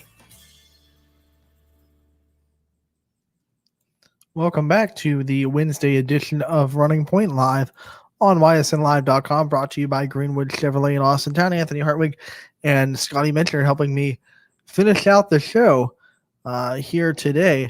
Want to give an update on Jackson Milton Golf. As we said this morning, they played Warren Harding, and Jackson Milton stays undefeated, 4-0 on the year. They beat Warren Harding by a total score of 96-133. The individual scores for the Blue Jays, Nikolai Scandy shot a 26, Aaron Rami shot a 33, Ryan Rami shot a 28, Josh Donaldson, not the player, Scotty, not the baseball player, shot 21, Hunter Schertzner shot 21 as well, Dom Zatello shot a 31, Drew Sloan shot a 25, Dylan Havanik shot a 29, and Faye Sullivan shot a 30. So congratulations to Jackson Milton for staying undefeated in golf. They will move on for a tri-match tomorrow against Sebring and Springfield. That will be at the Old Dutch Mill Golf Course, and it will start at 3:45 p.m. as the first tee. So Jackson Milton still undefeated in golf, and they'll look to stay undefeated tomorrow. And golf is a sport where you have to play every day, Scotty. That's their fourth day in a row they're going to be playing tomorrow. Yeah, man. Every day grind. All right, if you had to play one sport every day, what's the sport that you think you like enough, enjoy enough, that if you were able to play it every day, you would play? It would definitely be baseball for me. Growing up as a kid in the summer in Camel, Ohio. I'm originally from Camel. Then we moved to Lowville when I was about 13 or 14 years old. But so I'm aging myself a bit. That was in about 2002. But prior to that, when I lived in Camel, we would play baseball just about every single day in the summer. And I was a pretty good hitter. I always had a designated runner for me. Somebody would run for me. But I love playing baseball. And it's it's like the perfect, in my opinion, it's the perfect, like, everyday sport if you're going to play something every day.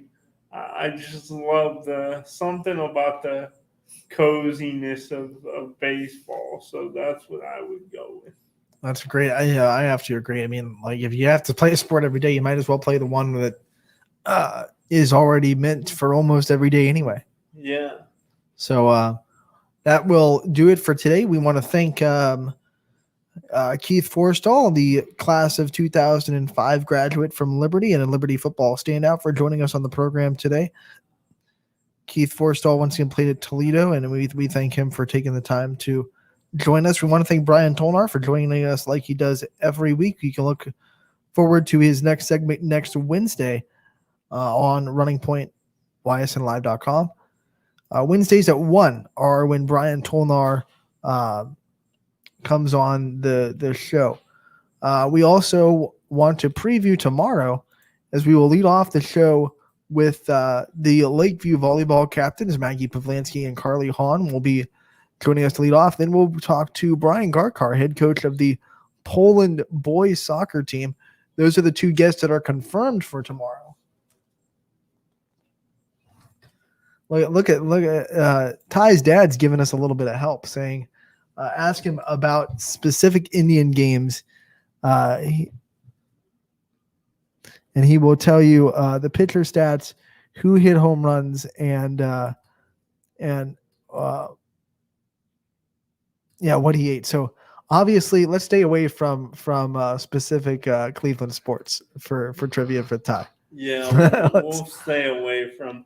I really thought, though, that Frank Herman, when what college he attended, I really thought that was Scotty. Once he said, "I have a funny story for you," I knew you were host. Yeah, you were host. Yeah. So tomorrow, once again, Maggie Pavlansky, Carly Hahn, the Lakeview volleyball captains, will be joining us, along with Brian Garkar, the head coach of the Poland boys soccer team. We'll try to get a few more and make it a fun Thursday. 12 to 3 tomorrow. Join us. Power Hour is coming up next from 3 to 4 on YSNLive.com.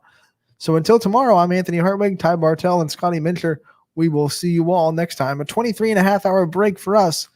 We'll be back tomorrow from 12 to 3.